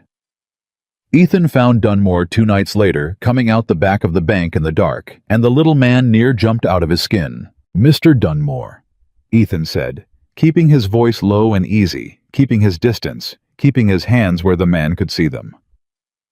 "I'm Ethan Whitaker. My wife's the woman Thornton had thrown in jail 3 days back. I've come to talk to you, and I give you my word I'll not lay a hand on you, and when I'm done, if you tell me to go, I'll go." Dunmore was shaking. "I got nothing to say to you. You need to leave. If he sees us." "He won't see us. Nobody's out." Ethan stayed still. "I know what you did, Mr. Dunmore. I know your name's on every crooked deed Thornton ever made. The Kane place, the Cobb place, the Bishop homestead, all of it. Your hand, your witness. You know it, and I know it." The little man's face crumpled. "Please, I got a wife. She's sick. I got bills I can't." "I know," Ethan said, and it was the gentleness in it, not any threat, that stopped Dunmore cold. "I know you're not a wicked man. Cobb told me. Said you're just a scared one. Said Thornton owns you through your fear." Ethan took a slow breath. "Mr. Dunmore, I'm a scared man too. I've been scared my whole life. Scared of folks, scared of talking, scared of wanting anything in case it got took away. And I married a woman 3 months ago who's got more courage in her little finger than I've had in 35 years. And she's sitting in a cell right now, and Thornton's aiming to leave her there till he's stolen everything I have, same as he stole from Cobb and Kane and all of them. He looked the little man dead in the eye. You want to know what she'd say to you if she was standing here stead of me? Dunmore couldn't speak. He shook his head. She'd say you're not the only one, Ethan said quietly. She'd say you're not crazy, and you're not alone, and it isn't your fault you got scared, because he made a whole county scared. That was the whole trick of him. And then she'd say, the thing that's kept me up 3 nights running, Mr. Dunmore, the thing I come here to tell you. Ethan's voice dropped. She'd say, how long you aiming to be afraid? Because the day's coming, this all comes apart. 5 families have already talked more every day. The whole county turned on him the night he burned my barn. And when it comes apart, there's 2 kinds of men. There's the man who was standing next to Thornton when the roof fell, and there's the man who stepped away first and helped bring it down. And a judge, even a bought judge, treats those 2 men real different. He straightened. You put your name to those deeds. That's true, and I can't change it. But you can be the man who came forward, or you can be the man they found out. And your sick wife, she can be married to a witness the court thanks, or a forger the court hangs. That's the choice. That's the whole choice. And I think you already know which one lets you stop being afraid. Silas Dunmore stood in the dark behind the bank and shook and wept. And Ethan Whitaker did not touch him, and did not rush him, and did not threaten him, but only stood there steady, the way Rose had once stood steady beside a man weeping over a spoonful of stew. He'll kill me, Dunmore whispered. He can't kill all of us, Ethan said. That's the whole thing my wife figured out. He beat us one at a time. He can't beat us all at once. You come in with us. You're not one scared man alone against Caleb Thornton anymore. You're one of a dozen, and there's not a rope long enough for a dozen. He held out his hand. Come stand with us, Mr. Dunmore. Come stop being afraid. For a long, long moment, the little man just stared at that offered hand. And then he took it. But Thornton could feel the thread moving, and Thornton moved faster. Dunmore had agreed to give a full sworn statement, every deed, every date, every crime to be witnessed and sworn before someone who could not be bought. The trouble was finding that someone. Every official in the county was Thornton's. The judge was Thornton's. Even the notary was Thornton's. It was Rose from inside her cell who solved it, because Ethan came to visit her through the bars every single day as he'd sworn and told her everything, and even locked up and frightened her mind, never stopped working. The circuit judge, she said through the bars, gripping his hands. Not Pryor. The territorial circuit judge, the one who rides through twice a year and isn't from this county and doesn't owe Thornton a thing. When's he due? Ethan's face fell. That's the problem, Rose. He's not due for 4 months. Long past the 60 days. Long past your trial, he didn't say. Then we don't wait for him to come to us, Rose said. We go to him. Where does the circuit ride next? The county seat, I heard. 2 weeks out. But Rose, in 2 weeks the note comes due. They'll have taken the ranch and you'll still be... Ethan. Her grip tightened. Listen to me. The ranch is just land. I mean it. If we lose the ranch but we break Thornton and free the families and get me out of here and clear both our names, I'll live in a sod dugout with you and count myself the richest woman in the territory. Do you hear me? The ranch was never the thing. You were the thing. Getting Dunmore's statement to an honest judge before Thornton can silence him, that's the thing. So you take that little man and his statement, and you ride to the county seat, and you do not let Caleb Thornton stop you, and you put it in the hands of a judge he doesn't own. Her eyes burned. Forget the 60 days. Forget the ranch. Save the case. Save Dunmore. Everything else we can rebuild. Ethan looked at his wife through the bars of a cell she'd walked into, willingly telling him to let the ranch go without a backward glance, and he understood he had never in his life known anyone so free. All right, he said. The county seat. 2 weeks. But Thornton had not spent 20 years stealing a county without learning to guard his own back, and the night before Ethan and Dunmore were to ride, Thornton's men came for the little forger. Ethan had hidden Dunmore at the ranch in the new barn, and it was old Pete's dog that saved them. The dog set to barking in the dead of night. And Ethan came awake, already knowing, already running, already understanding that a man like Thornton, feeling the thread pull, would try to cut it at the source. 3 riders. Thornton's men come to take Dunmore back or silence him for good. And Ethan Whitaker standing alone in the door of his barn between 3 armed men and the one witness who could bring Caleb Thornton down with no rifle in his hands because he'd left it in the ashes weeks ago and never picked it back up. "Step aside, Whitaker," the lead rider said. "We just want the clerk. This ain't your fight." And here was the moment the whole thing turned on, because the old Ethan, the Ethan from before the stage came in, would have stepped aside, would have kept his head down, would have let them take the little man and told himself there was nothing he could do. But that Ethan was gone. Rose had burned him away board by board, the way she'd scrubbed the years of grime off the windows of his heart. "No," Ethan said. "No." The rider's hand moved toward his gun. "You want this man, you go through me," Ethan said, and his voice did not shake. "And you'd best kill me doing it, because if you don't, I'll ride to every ranch in this county come morning and tell them Caleb Thornton sent 3 men to murder a witness in the night. The same county that raised my barn after he burned it.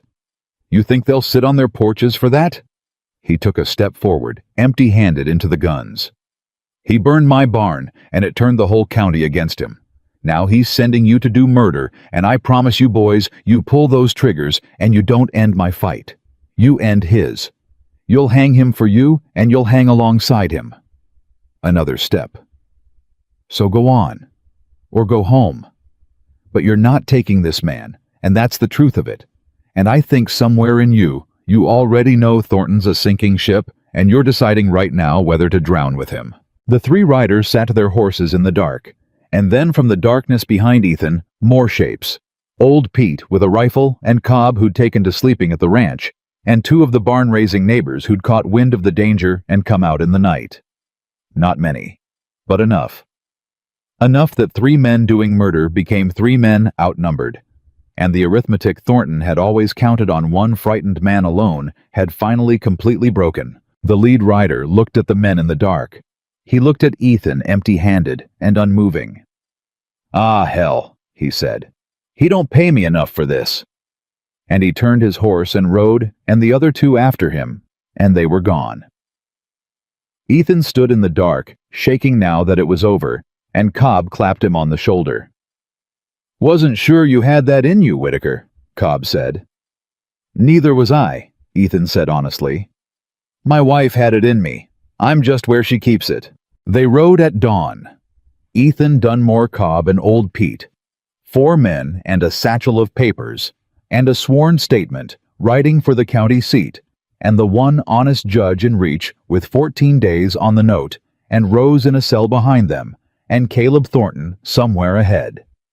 And every mile of that road, Ethan Whitaker felt the shy, frightened man he'd been falling away behind him like dust off the wheels, until what rode into the county seat 2 days later was something Bitter Creek had never seen. And Caleb Thornton had never once, in all his careful scheming, thought to be afraid of a quiet man who had finally, at long last, found something worth not being quiet about.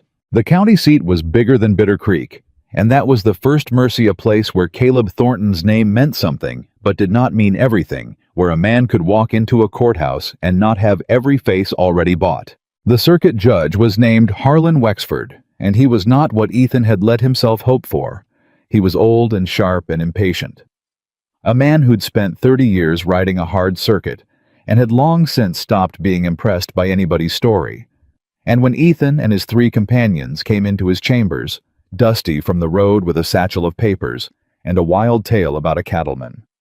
100 miles away, Judge Wexford did not look up from his desk for a good while. "You've got until I finish this cup of coffee," he finally said. "Talk." And Ethan Whitaker, who 3 months before could not have addressed a stranger without his ears going red, stood in a judge's chambers and talked. He didn't talk pretty. He didn't have pretty in him. But he had the truth, and he'd learned from Rose that the truth told plain and clumsy was worth more than any lie told smooth. So he laid it all out. The 8 families, the crooked deeds, the false witness, the called note timed to the week of his marriage. The barn burned in the night with horses inside, his wife thrown in a cell on a lie to run out the clock. He laid it out in order, the way Rose kept her ledgers, one hard fact set square on top of the last. The judge's coffee went cold. He did not send them away. "You," Wexford said at last, pointing at Dunmore, who had been shaking in the corner the whole while. "You're the witness on these deeds. Come here." Silas Dunmore came forward on legs that barely held him. "Son," the judge said, not unkindly, "I have been reading crooked deeds for 30 years, and I can smell a false witness from across a courtroom. You are the most frightened man I have seen in a decade. So I'm going to ask you one time under God, and I'll know if you lie to me. Are these papers this man describes fraudulent? Did you put your name to Caleb Thornton's forgeries?" Dunmore looked at the floor. He looked at Ethan. He looked at the door like he might bolt. And then in a voice so small it barely carried, but a voice that carried all the same, he said, "Yes, sir. Everyone. 11 of them over 9 years. He'd fill in a low number after the family signed the high one, and I'd witness it false because he held my job and my wife's doctoring over my head." His voice cracked. "I've wanted to say it for 9 years. I've wanted to say it so bad I was sick with it. He made me help him rob good people, and I hated myself every single day, and I never once had the courage till this man—" He pointed at Ethan, weeping now. "Till this man stood in the dark and told me I didn't have to be afraid anymore." The chambers were very quiet. Judge Wexford set down his cold coffee and looked at the 4 dusty men in front of him for a long, long moment, and something in his hard old face shifted. "Sit down, all of you," he said, "and somebody get this man a chair before he falls down. We're going to be here a while." They were there until dark, and by the time they left, Ethan Whitaker had in his hand 3 things he'd ridden 2 days and risked his life to get a sworn deposition from Silas Dunmore taken down and witnessed by a territorial judge no man could call bought. A signed order for the immediate release of Rose Callahan Whitaker, on the grounds that the theft charge against her was, in the judge's own written words, a transparent fraud, and Judge Wexford's promise, worth more than gold, to convene a special session in Bitter Creek within the week to hear the whole matter of Caleb Thornton. "You understand what you've started," the judge said as they left, and it wasn't quite a warning and wasn't quite a blessing. "A man like Thornton cornered, he's got 2 weeks of note left to squeeze you dry and 1 week before I get there to do it in.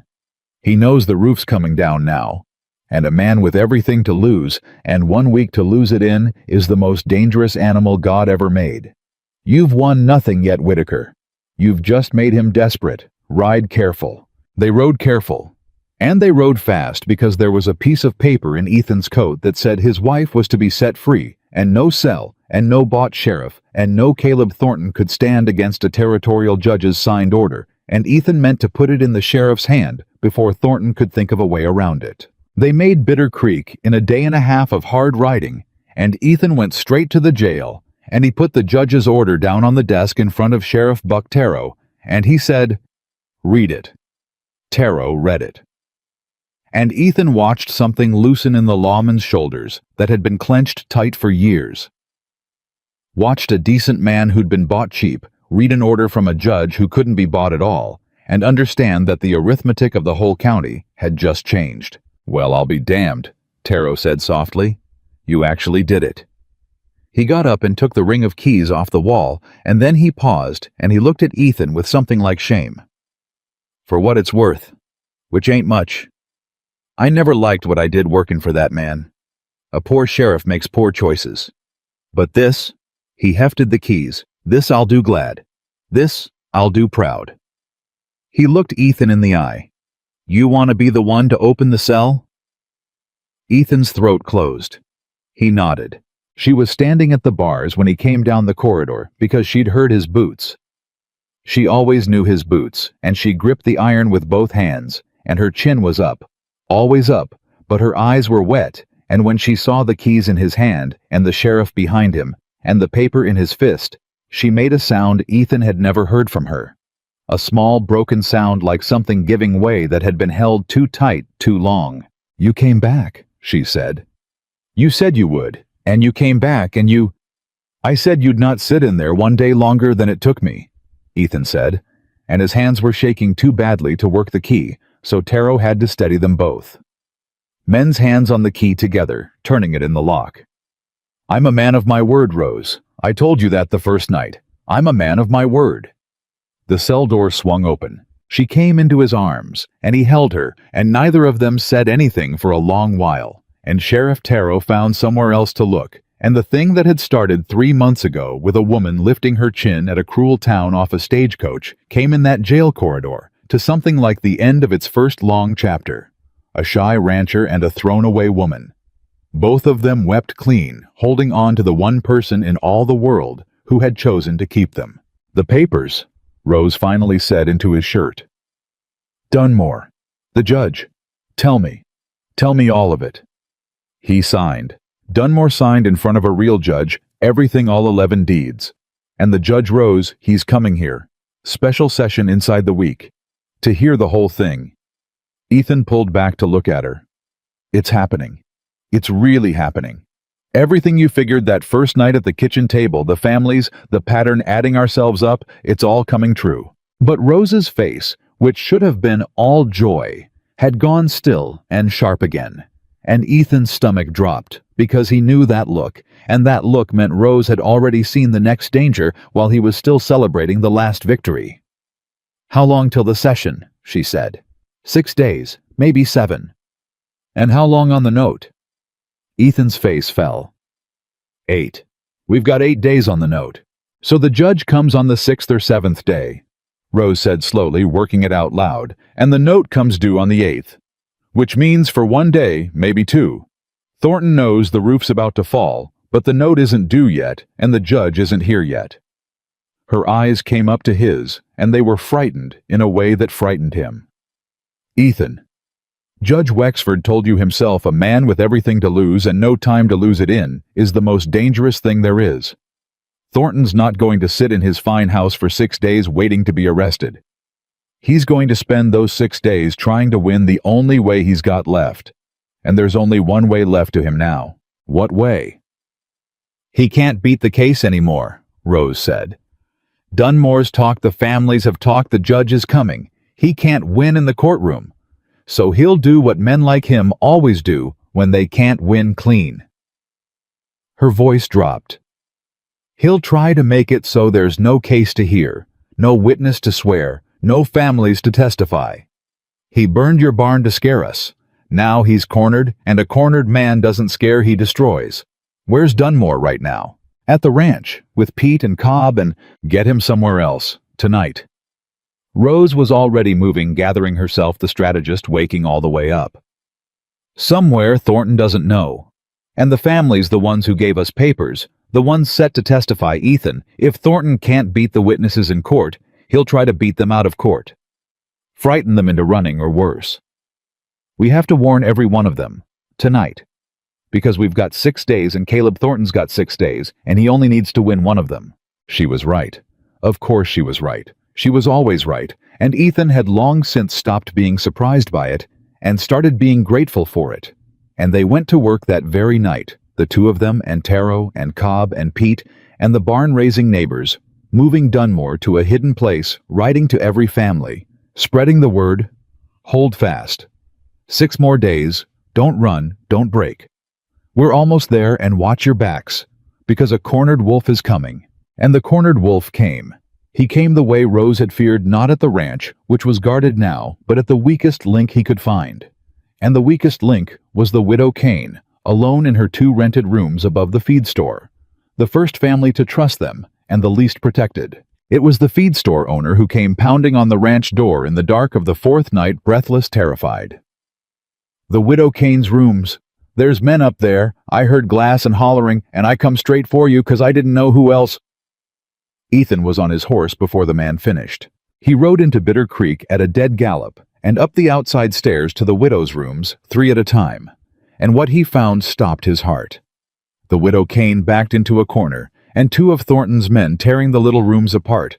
and one of them with the widow's carefully kept papers in his fist, and the lamp knocked over and guttering, and the woman who'd kept faith for 10 years about to lose the one proof she'd held on to, and maybe her life besides. "That's enough," Ethan said from the doorway. They turned, and for one terrible second, Ethan Whitaker stood unarmed in a doorway facing two of Thornton's hired guns, and every instinct of the man he used to be screamed at him to run, and he did not run because there was a frightened widow in the corner and a stolen paper in a thief's hand, and he had promised Rose, he had promised all of them that Caleb Thornton would not beat them one at a time ever again. "You're going to put that paper down," Ethan said, stepping into the room. "And you're going to walk out of here, and you're going to do it now." "Or what?" the one with the paper sneered. "You gonna stop us, rancher? You ain't even armed." "No," Ethan agreed. "I'm not armed, but the sheriff's 2 minutes behind me. A lie, but a good one. And half this town heard the ruckus, and they're coming up those stairs, and every last one of them knows Caleb Thornton burned my barn, and they are done being afraid of him." He took another step. "You've got about 1 minute to decide whether you want to be the men. The whole town of Bitter Creek catches red-handed robbing a widow for Caleb Thornton. Because when the judge comes in 3 days, boys, there's going to be a reckoning, and there's two kinds of men at that reckoning: the ones who did his dirty work to the bitter end, and the ones who had the sense to quit before the roof fell. You've got 1 minute to pick." Downstairs, boots on the stairs, the feed store owner, and 2 more men he'd roused, and the sound of them coming was enough. The thief threw the widow's paper down, and both men shoved past Ethan and were gone down the stairs into the dark. Ethan went to the widow Kane, who was shaking in the corner, and helped her up and picked up her precious paper from the floor and pressed it back into her hands. "You held on to this 10 years, he said gently. 3 more days. Can you hold 3 more days? The widow Kane looked at the paper and looked at the man who'd come at a dead gallop to stand unarmed between her and Thornton's guns, and her old face hardened into something fierce. "I held it 10 years alone and scared," she said. "I reckon I can hold it 3 more days now that I ain't either one." She gripped his arm. "You tell that judge I'll testify. You tell him Martha Kane will stand up in that courtroom and look Caleb Thornton in his eye, and tell what he did to my husband, and there ain't a thing on this earth'll stop me now." Ethan rode home in the gray, before dawn rung out and shaking, and told Rose all of it, and she listened with her hand pressed to her mouth, and when he finished, she pulled him down onto the bed and held him and said, "You could have been killed. You walked into 2 armed men with nothing but your voice." "I had more than my voice," Ethan said. "I had you. Everything I said in that room, Rose, it was you talking. You're not the only one. Add ourselves up. 2 kinds of men when the roof falls. That's all yours. I just carry it around now and say it when it's needed." He turned his head on the pillow to look at her. "You know what I figured out? Riding home Thornton's whole power was fear. That's all it ever was. He made a whole county afraid one person at a time, and as long as everybody was afraid alone, he could take whatever he wanted. And you—" his voice went thick. "You came off that stagecoach and you weren't afraid. They threw everything at you your whole life, and somewhere along the way, you just ran out of fear. And you've been handing that around ever since. To me, to Dunmore, to the widow Kane. You're not fighting Thornton with papers, Rose. You're fighting him with the one thing he can't stand, which is people who've stopped being scared of him. And he's losing." Rose was crying now, quiet. "I spent my whole life thinking I was nothing, that everybody was right and I was just a thing to be laughed at and left behind." "I know," Ethan said.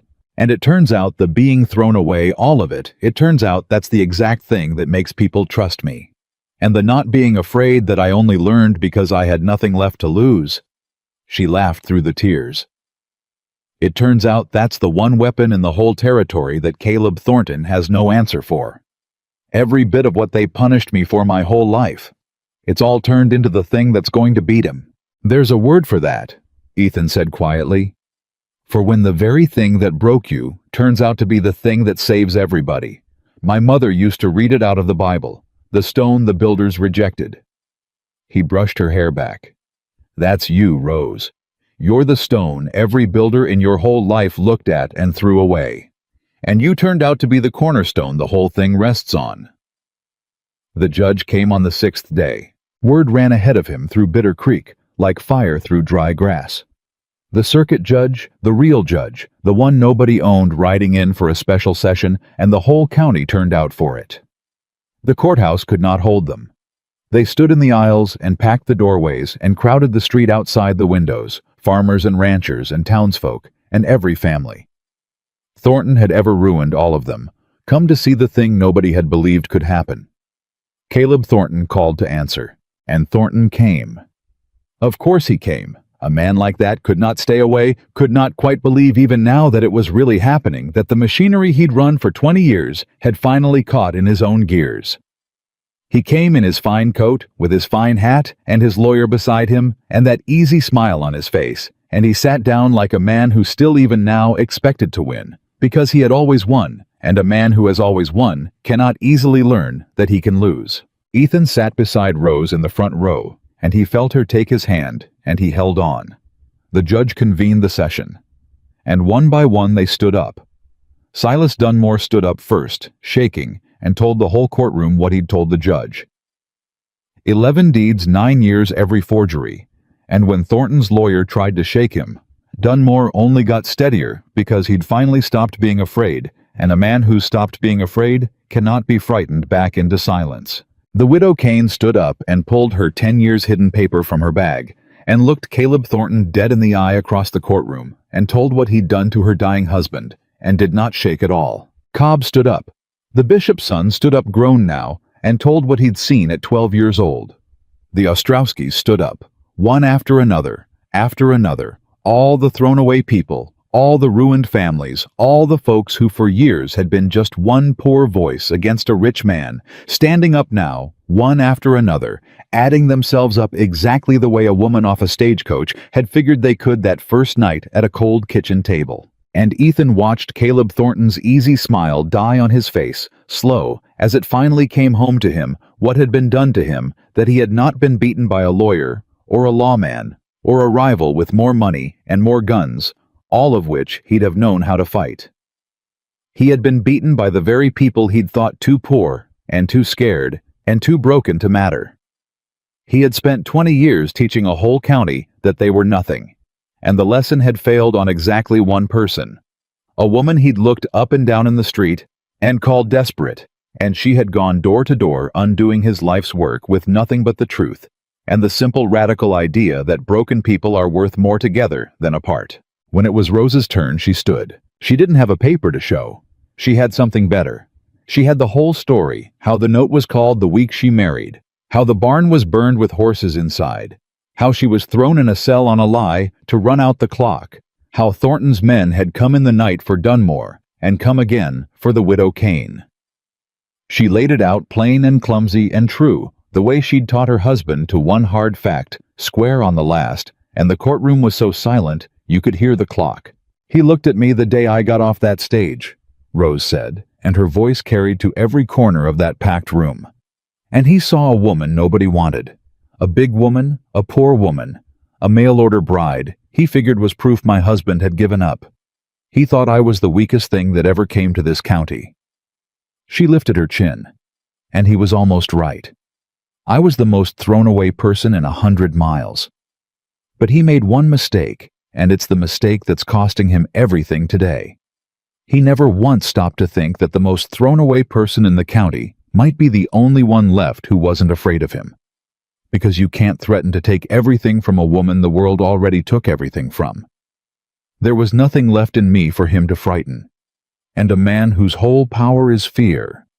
She turned and looked at Caleb Thornton, and she smiled. Has no power at all over somebody who's run clean out of fear to give him. Nobody in that courtroom breathed. Judge Harlan Wexford let the silence sit a moment. Then he gathered the depositions and the deeds and the widow's 10 years kept paper. And he looked out over the packed and silent room, and he looked at Caleb Thornton in his fine coat, and he began to speak, and every soul in Bitter Creek leaned in to hear the verdict on the man they had feared their whole lives delivered at last by the one judge in all the world he had never thought to buy. In 30 years on this bench, Judge Wexford said, "I have seen a great many men steal a great many things, but I have rarely seen one man steal so much from so many over so long and so carefully. And I have never once seen a scheme so complete brought down by the very people it was built to crush." He set down the papers. Caleb Thornton. "On the evidence of 11 fraudulent deeds, the sworn testimony of your own witness, and the accounts of 9 families whose land you took by fraud and threat and fire, this court finds against you on every count." His old voice was iron. "Every deed you forged is void. Every acre you stole reverts this day to the families you stole it from or their heirs. The note you caused to be called against Ethan Whitaker is nullified as a fraud upon this court, and I'll be having a word with your Mr. Halloran at the bank about his part in it." He leaned forward. "And you, sir, will stand trial for arson for the fire you set that might have burned 2 people and a barn full of horses alive, and for the men you sent in the night to silence a witness and rob a widow. Sheriff Tarrow, take him." The courtroom did not cheer. It was too big a thing for cheering. It went instead very still, the stillness of people watching something they'd been told their whole lives was impossible actually happen in front of them. Buck Tarrow, crossing the floor and putting the irons on Caleb Thornton's wrists, the fine coat and the fine hat, suddenly meaning nothing at all. Thornton didn't fight it. That was the strange thing. He'd come in still expecting to win, and somewhere in the last hour the expecting had drained out of him, and what was left was just a man in irons who finally understood. As Tarrow led him past the front row, he stopped. He looked at Rose, and Ethan felt his wife's hand tighten on his, but she did not look away. She never looked away. She lifted her chin and met the eyes of the man who'd tried to destroy them. "How?" Thornton said. Just that, like it was the only word left in him. "I had everything. The bank, the sheriff, the judge that was supposed to come. 20 years I built it. And you," his voice was hollow, "you had nothing. 1 suitcase, a ranch going under. You had less than nothing. How?" Rose looked at him a long moment. "Because you built the whole thing on people being alone," she said quietly. "That was the flaw in it, Mr. Thornton, from the very beginning. You could only ever beat us one at a time. And you spent so long teaching everybody they were nothing that it never once crossed your mind we might add ourselves up." She almost pitied him. "You didn't lose to me. You lost to all of us. I was just the one who went around with the arithmetic." They let him out, and the door of the courthouse closed behind Caleb Thornton, and a fear that had lain over that county for 20 years went out the door with him and did not come back. Then the courtroom cheered. What happened next? Ethan could never afterward put in order, because it all came at once. The widow Kane weeping and gripping her paper, 10 years of holding vindicated in a single afternoon. Cobb shaking his hand so hard it hurt. The bishop's son, the boy, who'd been 12 now, a grown man, getting his father's land back, unable to speak, just gripping Ethan's shoulder with tears running down. Silas Dunmore, who'd walked in a forger and walked out a witness the court had thanked, standing dazed in the middle of it all, like a man who'd set down a weight he'd carried so long he'd forgotten how to stand up straight without it. And through all of it, Rose. People crowding around Rose, the families one after another taking her hands. This woman, a cruel town had laughed at 3 months back now, surrounded by every soul she'd gone door to door and told you are not alone. They didn't see her size anymore. Ethan watched it happen, and it broke his heart clean open. They looked at her, and they saw the person who'd knocked on their shut doors when nobody else would. They saw the one who'd believed their buried papers were worth something. They saw courage. They saw the woman who'd added them all up. "Mrs. Whitaker," the widow Kane said, holding Rose's face in both her old hands. "You came to my door and you told me I wasn't crazy, and I wasn't alone. 10 years everybody told me to let it go. It was hopeless. I was a foolish old woman clinging to a worthless scrap of paper." She pressed her forehead to Rose's. "You were the first soul in 10 years who didn't tell me to give up. I'll thank God for you every night I've got left." Rose was crying too hard to answer. She just held the old woman and cried. They rode home that evening to the ranch, their ranch safe. Now the note dead, the land, theirs free and clear, and neither of them spoke much on the road because some days are too full for talking. Ethan drove the team, and Rose sat close beside him, with her head on his shoulder, and the fresh raised barn came into view down the road.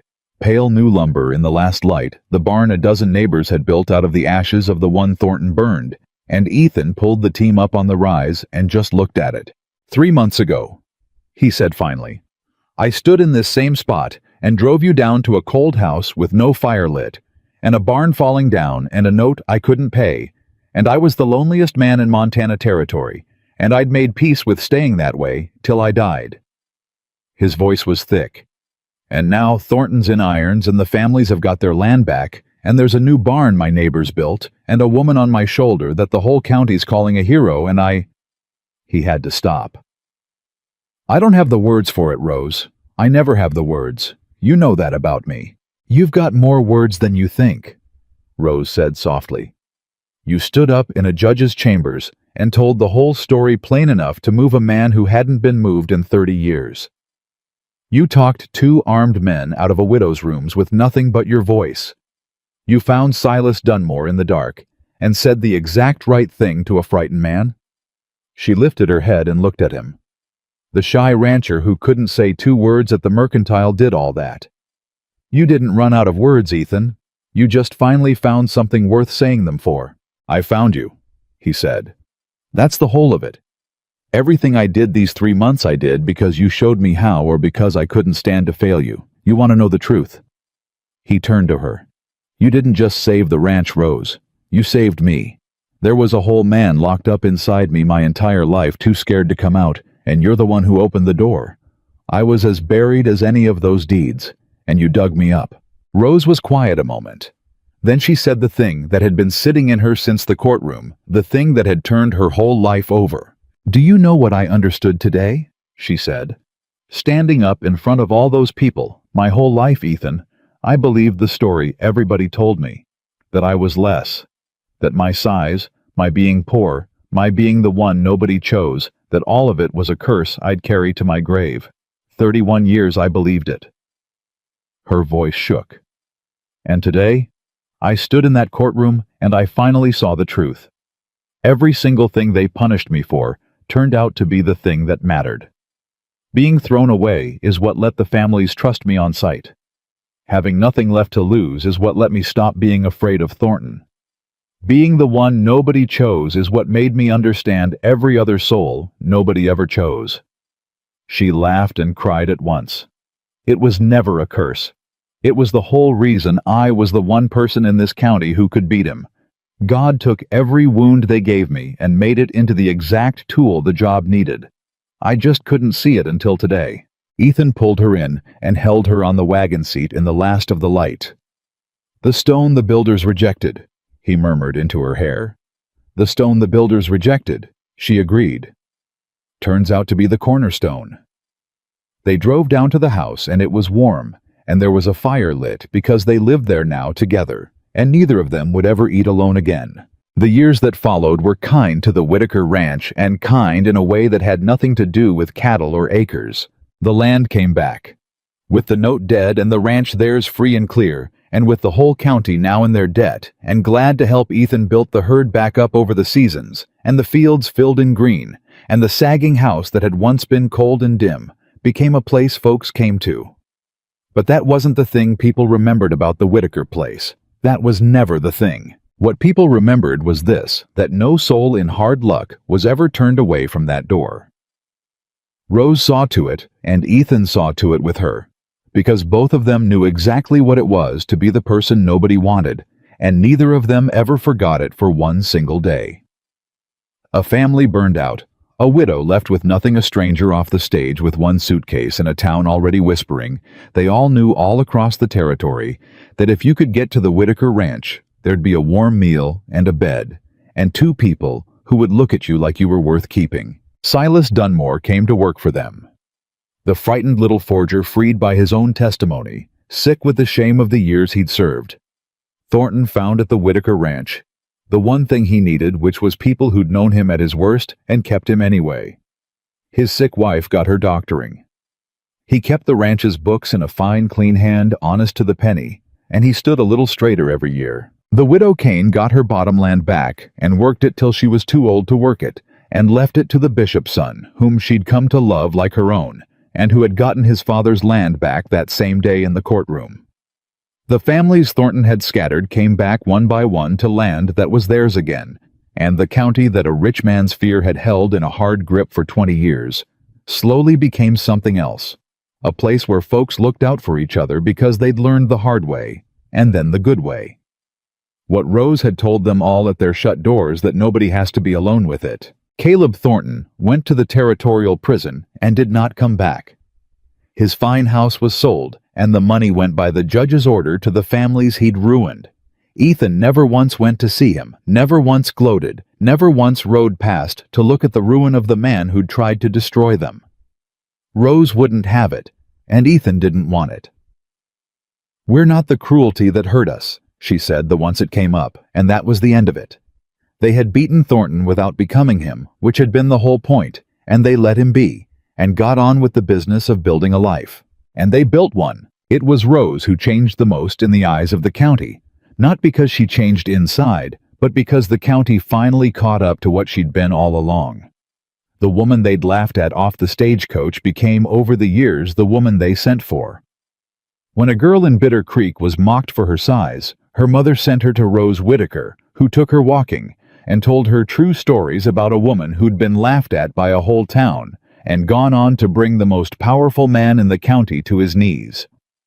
When a family was in trouble, they didn't go to the bank or the sheriff first. They went to Rose. She became, without ever meaning to, the thing she'd needed her whole life, and never had the person who shows up at the door and says, "You are not alone. You know what you are," Ethan told her one evening, years on, the two of them older, now grayer, sitting on the porch of a house that was warm and full and paid for. "You're what you always were. You're the person who came off that stage and lifted her chin at a town that came out to be cruel to her. Only now the whole county knows it. Took 'em long enough." "Took me long enough too," Rose said. "I didn't know it myself that first day. I lifted my chin because I'd learned to. I didn't know there was anything behind it worth lifting it for." "There was always something behind it," Ethan said. "I saw it. First thing I ever saw about you. Everybody else was whispering, and I looked at you standing in the rain refusing to break, and I thought—" He shook his head. "I thought there's a woman with more courage in 30 seconds than I've had in 35 years. I didn't know the half of it, but I saw the shape of it that first minute in the rain." "You did," Rose said. "You were the only one holding his hat instead of pointing. I told you that the day I got here." "I remember every word you ever said to me," Ethan said. "That's the thing about a man who spent his whole life quiet. When somebody finally talks to you like you're worth talking to, you keep every word." He reached over and took her hand the way he had on the wagon seat, their first day. Cold hand over cold hand, only their hands were warm now and had been for years. "I keep every word, Rose. I've kept 'em all." And that was the truth of it. And it was the truth of the whole thing laid plain, the way they'd both learned to lay the truth that two people the whole world had thrown away had found each other in a cold house, in a hard territory, and had not been saved by anyone, but had saved each other, and then had gone on to save a great many others besides, until the very wounds that had been meant to break them became the exact strength that healed a whole broken county. The town that once called Ethan Whitaker a desperate fool for choosing Rose lived to see the day. It called him the luckiest man in Montana, and meant it. The town that once called Rose Callahan unwanted lived to send its own daughters to sit at her table and learn how a thrown-away woman had refused all her life to believe the small story the world tried to tell about her. She had come off that stagecoach with one small suitcase and a whole town whispering, believing in the deepest part of her that she had nothing in the world to offer anyone. She had been wrong. She had carried in that one small suitcase, the only thing that could save Ethan Whitaker's ranch. Ethan Whitaker's life and Ethan Whitaker's buried heart, and the only thing that could break Caleb Thornton and free a county from 20 years of fear. She had carried her own thrown-away self, every wounded, unwanted ounce of it, and it had turned out to be worth more than all the land and cattle and money in the Montana Territory. The shy rancher who never believed he deserved to be loved learned that he had always been worthy, and that the proof of it had ridden into town on a rainy afternoon and lifted her chin at a cruel world, and chosen him. And the woman everyone underestimated became the person who saved a ranch, freed 9 families, brought down a tyrant, and taught a whole hard country. The one truth that had been beaten into her, and that she alone had the strength to turn into a gift: that no soul is ever truly worthless. That the ones the world throws away are so often the ones who were strong enough to carry everyone else. And that a home is built not from wood and stone, but from 2 broken people who look at each other across a cold and lonely table and decide against all the whispering of the world that here at last is someone worth keeping, and keep each other. They did Ethan and Rose Whitaker all the long years of their lives, on a ranch that became a refuge in a county that became a family, having proven for good and all the thing the whole cruel world had gotten wrong. That the 2 people nobody wanted were in the end exactly the 2 the world had needed most.